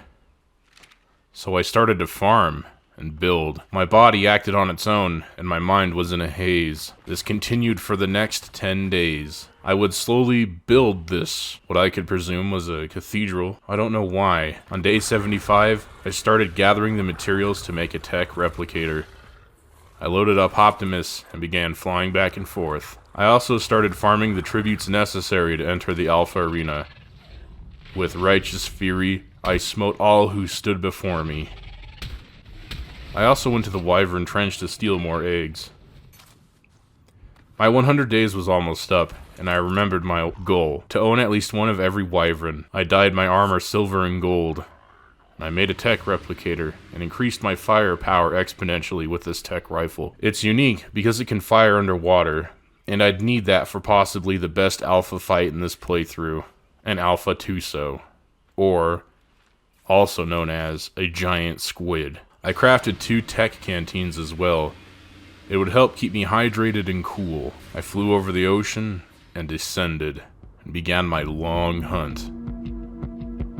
Before long, I was followed by an Alpha Megalodon, and I used my tech rifle to dispatch it.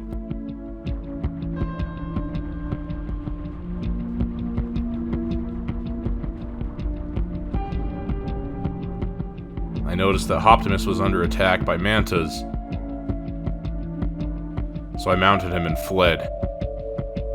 I finally found an Alpha Tuso, and there was a problem. I was being chased by another Alpha Megalodon, and my scuba gear broke.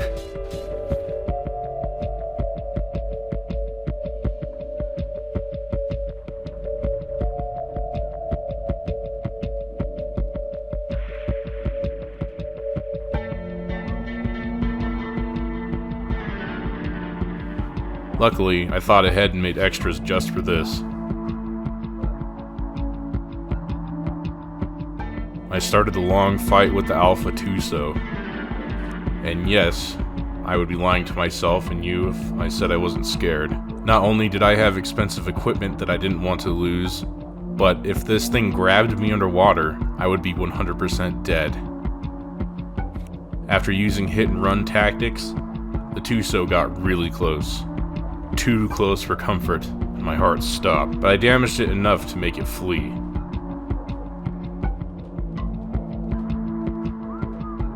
It almost grabbed me. Had I sat there for another second, it would have had, and it would have been all over.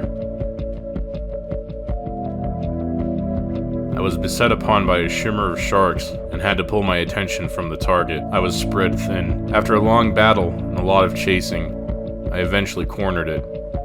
Fired all I had, and it stopped moving, but something didn't feel right. Sure enough, it was a trick to get me to come closer. I fired more shots, and put the mighty beast down.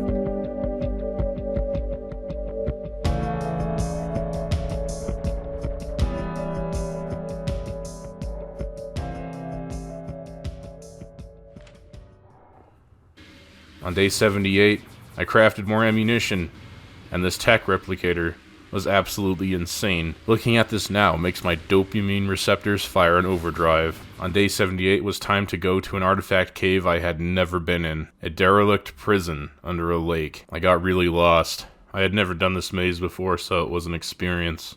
I was more than well enough equipped to deal with any situation I'd run into in here, but time was my biggest enemy. I spent many hours wandering the twists and turns of this hellish labyrinth. I eventually found the artifacts, and upon picking up the last one I needed, I got this achievement, and was rewarded with my signature bunny ears. After much fumbling around, I managed to find the secret exit, and took a moment to gaze upon the misfortune of a soul that came before me. I returned home and saw Rhymefang giving lectures to the young ones, probably giving them the rundown of the pecking order, I suppose.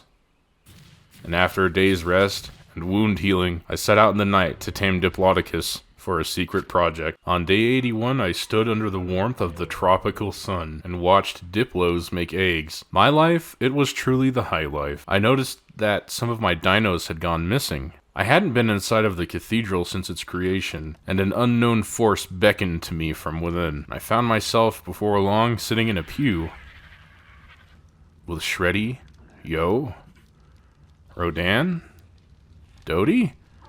Everyone was here. A pitch-black Sabretooth stood at the head of the church, with Hart and Finn. "Greetings," the Sabercat spoke. "I am Priyanka, the one who has guided you into building this place of worship. I have guided you from the very beginning." I must have had a look of doubt on my face, but Priyanka reassured.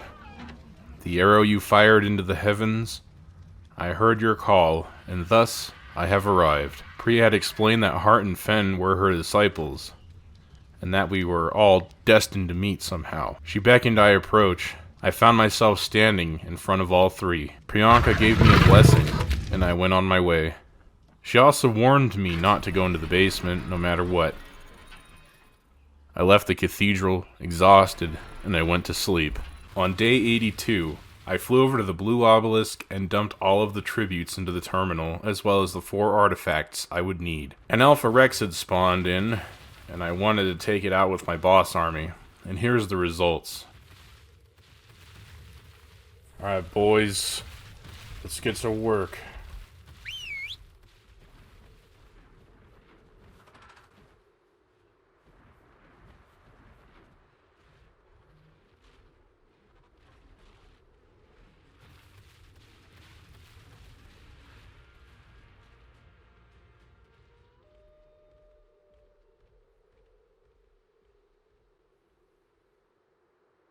Dude didn't stand a snowball's chance in hell.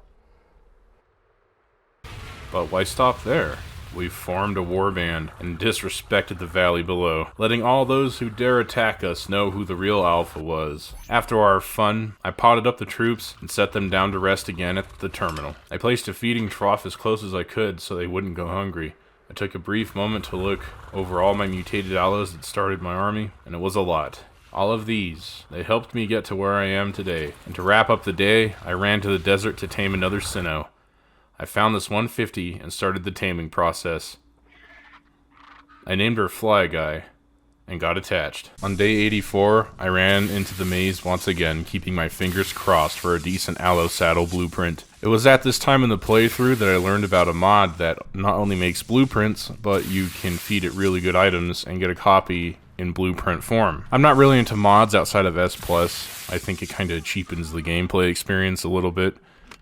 But I'll be real with you, and I'll say the temptation was there. It really was. Going into the alpha fight with nothing but primitive saddles and a few ascendant allo saddles sprinkled in here and there wasn't going to cut it. In my heart of hearts, I was once again fearful, and sad to say, I ended the maze run empty-handed. The morning of day 85, I set out to farm some Therid Claws. This Theory hit me so hard that it broke my Ascendant gear. My Ascendant Riot gear. And then it was time to panic. There were a lot of Troodons in the area. I put the Scissor Chicken down and flew back to the Blue Ob to check my artifacts and tributes.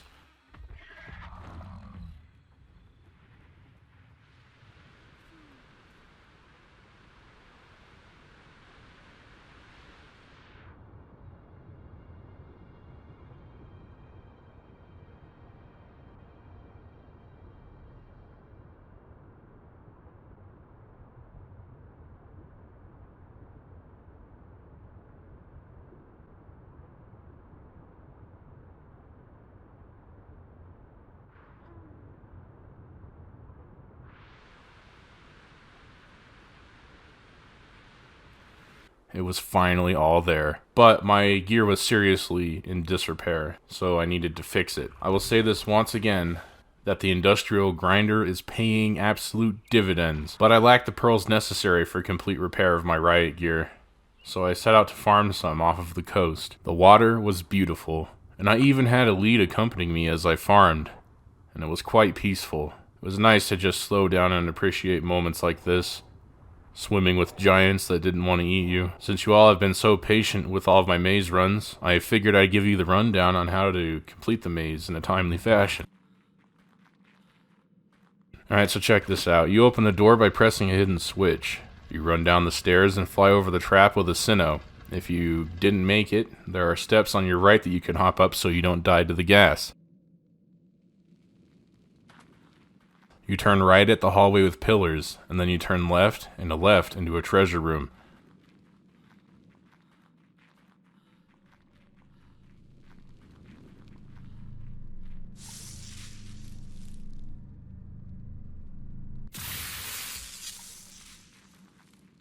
From there, you run diagonally and go down the stairs. You keep turning right and follow the hallway down until you come to the Chamber of the Fallen King.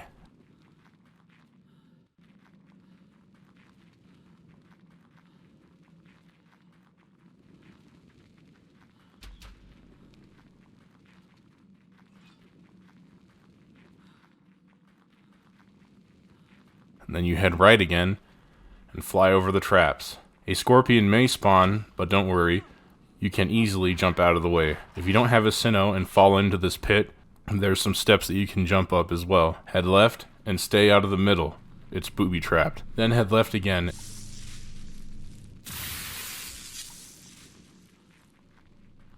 And press the button on the wall with the bloody handprint. Grab the loot and run. You're on a timer. And if you're quick enough, the bats won't spawn.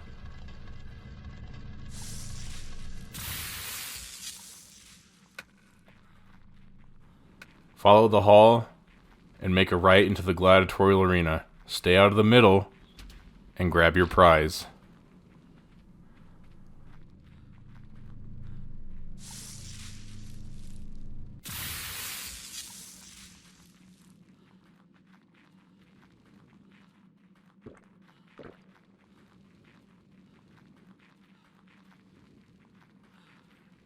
This yellow chest in this hallway is optional.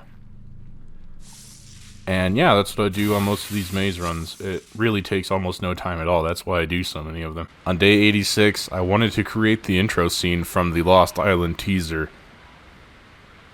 But I decided to go full send and glide home as well with my Sinnoh. I almost made it, but decided just to relax and watch the sun set over the ocean. And then I finished gliding home. I woke to me plummeting to the ground at high speeds. I managed to pull up at the very last moment. I stood around and waited for my Diplos to grow up so I could enact my secret project. On day 88, I flew around the island looking for mischief, and I quickly found it in the shape of an Alpha Ledixith. I swiftly dispatched it for one thing: the captain's hat skin. It looked terrible on me, but it looked really nice on Fly Guy, and it became her signature look. On day 89, I wanted to get another achievement, the Cure All achievement. I had to infect myself with swamp fever and then cure it somehow. Basically, what it would do is give me a set of really cool glowing eyes. And how could I ever call myself a true 100 Days Ark player if I didn't have the glowing eyes? So I sallied forth with Optimus to a swamp not too far from my base of operations. We made landfall, and remember this Capro. After swimming around for a few minutes, I couldn't find any leeches at all. And as soon as I read the red text, I ran back as fast as I could to Optimus. No way. I found him in the swamp mangled. I enacted justice upon the murderer. I'm sorry, buddy. I should have just potted you up. And after the reality set in, I flew home in silence. On day 90, I flew out with Rhyme Fang again, and I wanted to tame another Maywing. Honestly, if you're a Maywing or a Sinnoh, it was an occupational hazard to be near me at this point.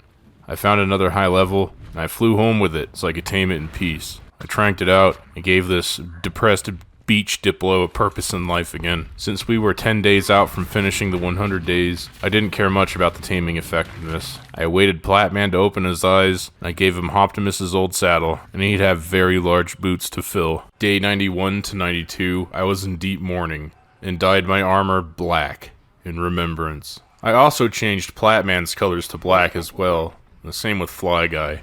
I flew around the island to get started on my secret project that I've been telling you all about. That's right, I wanted to tame not one, but 2 Carcharodontosaurus. Whoa, mama. Alright everyone, don't panic, this is what we've been training for. You stay right there. Don't despawn, please. After spending hours, in real life, not in game, flying around and searching, I had finally found one. I flew home very quickly and potted up the Diplos. This is what we were building up to. I farmed for the trap and headed out. Hey, what's up? I'm gonna need you to clear out, so here's your eviction notice. Glad you are very understanding. Alright, I think...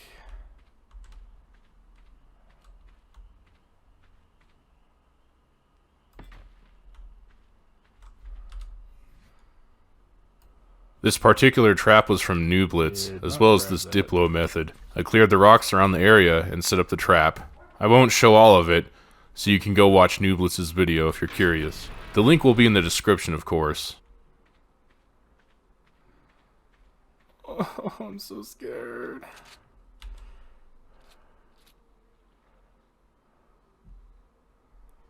Well, let's wait till he cools down first.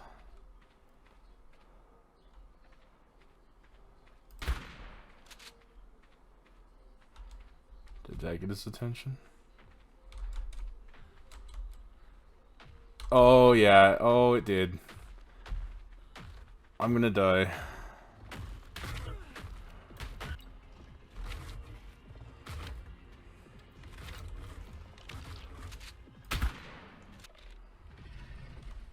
Oh, no way.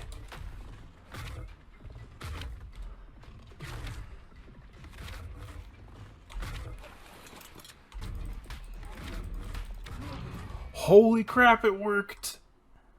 It worked. Oh, yes.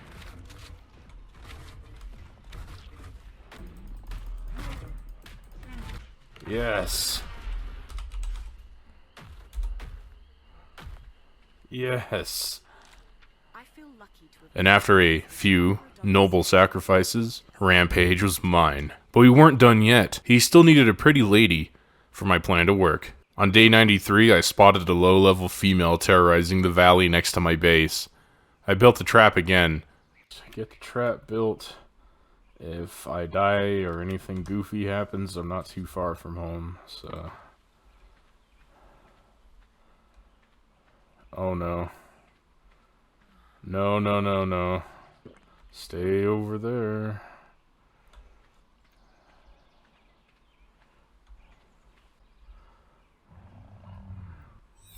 I'm so nervous.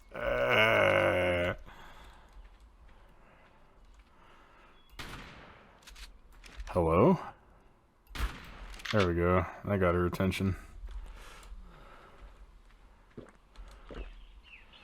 Where'd she go? Oh, there she is. Whoa! Dealt with a Bronto that got too nosy, and after a little while, Liz was part of the family. Yes. Yes. Big success.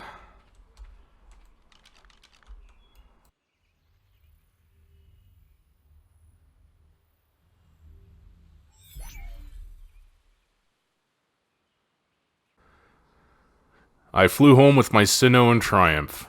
From a previous run in the loot maze, I was gifted a huge Ascendant Kakarodontosaurus blueprint for a saddle. It was mega expensive to make, very expensive, and honestly it would bankrupt me.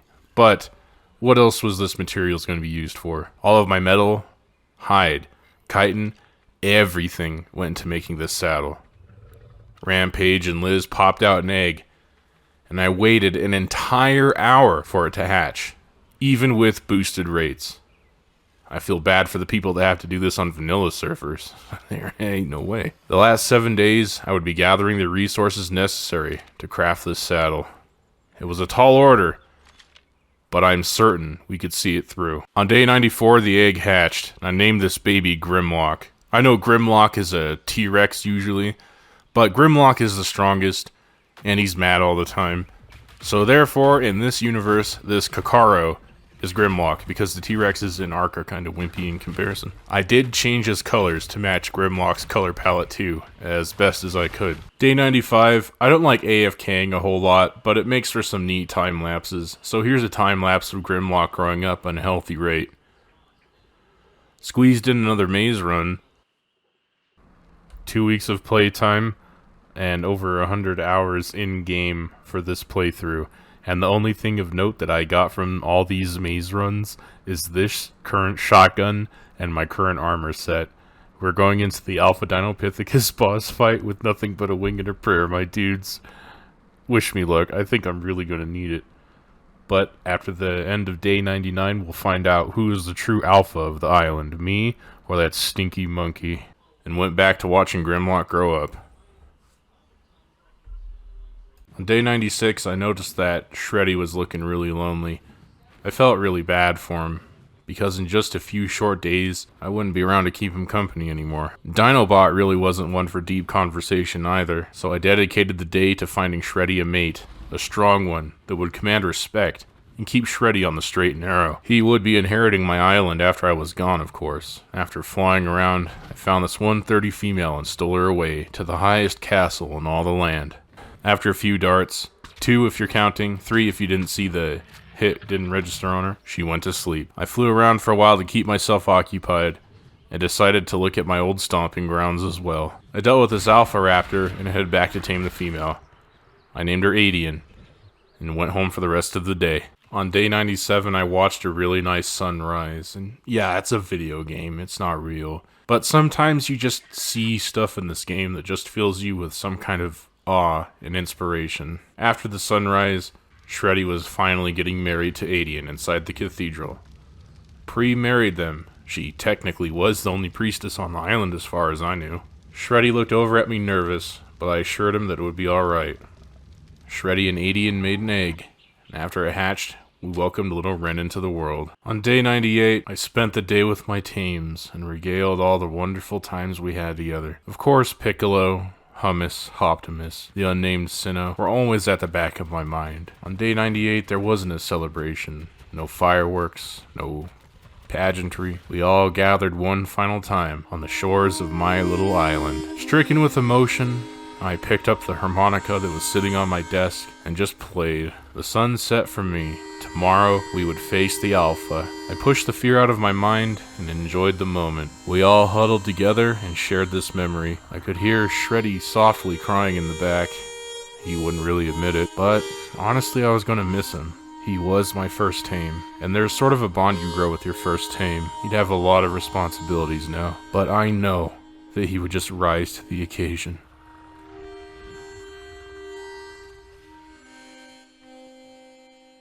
I took a moment to say goodbye and got some sleep for the day ahead. Enough with the sadness already. We're already here. Let's get the fight on. I'm gonna spank this monkey one way or another. Do you hear me?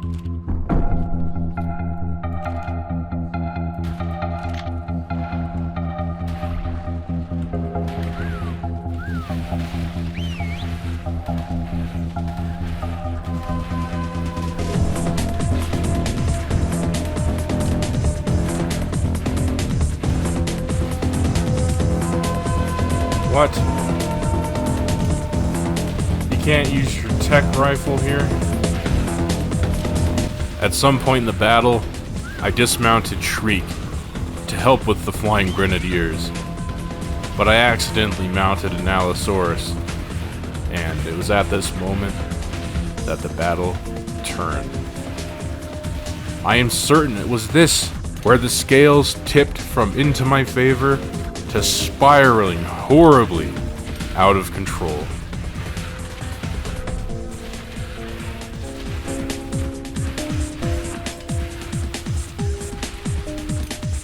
She's getting pulverized, man.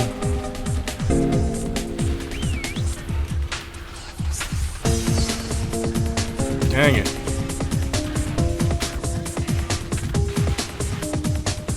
Reload. Why won't you reload? Oh my gosh.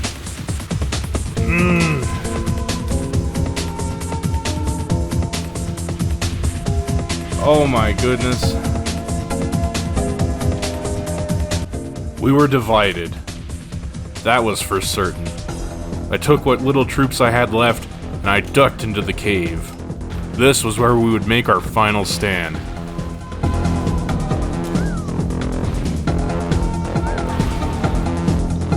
What are you doing? Let me up.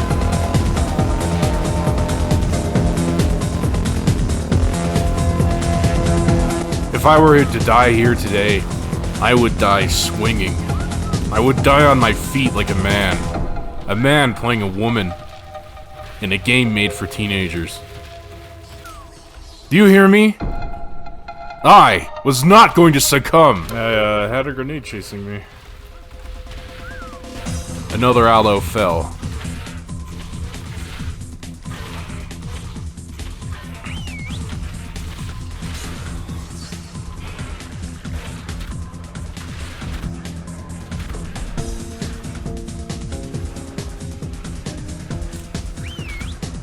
And another.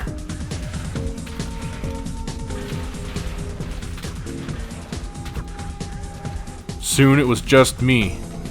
And well, oh no. Yeah, the king didn't even finish me off. It was his henchman. No. Oh, I'm shaking. Oh, I was sure we had that in the bag, man. Oh, but at least Crappy. I died trying. When I come back to the Lost Island in the future, I will not succumb again. That I can promise. Okay, so I didn't beat the Alpha Dinopithecus King, but I tried. I went out swinging. So, without further ado, here's my consolation prize to all of you for being so patient. Check this out. We're gonna get into a really big scrap here. This is why I tamed 2 Kakaras. I've been wanting to do this one for a while. Alright, here we go. But first, we need to get some blood rage under our belt.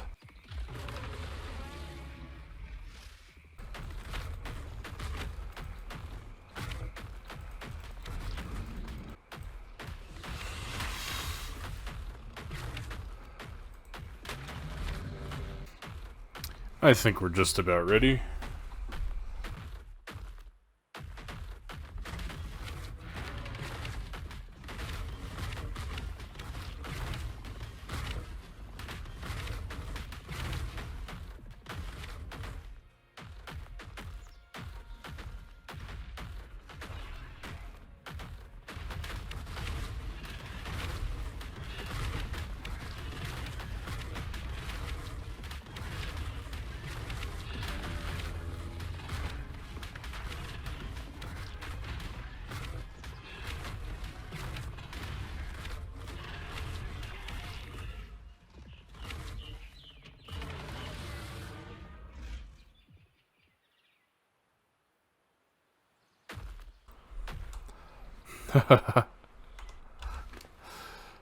Oh yeah, they're only just a little busted. Just a little bit. Oh yeah, just a little broken.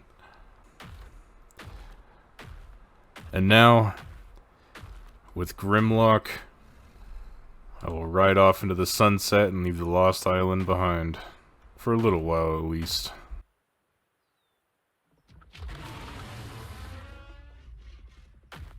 You know, before I sign off for the final time, I never did find out what was actually in the basement.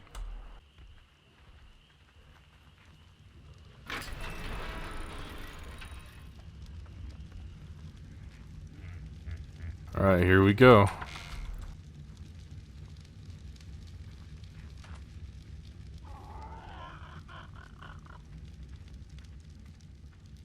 What? A vault?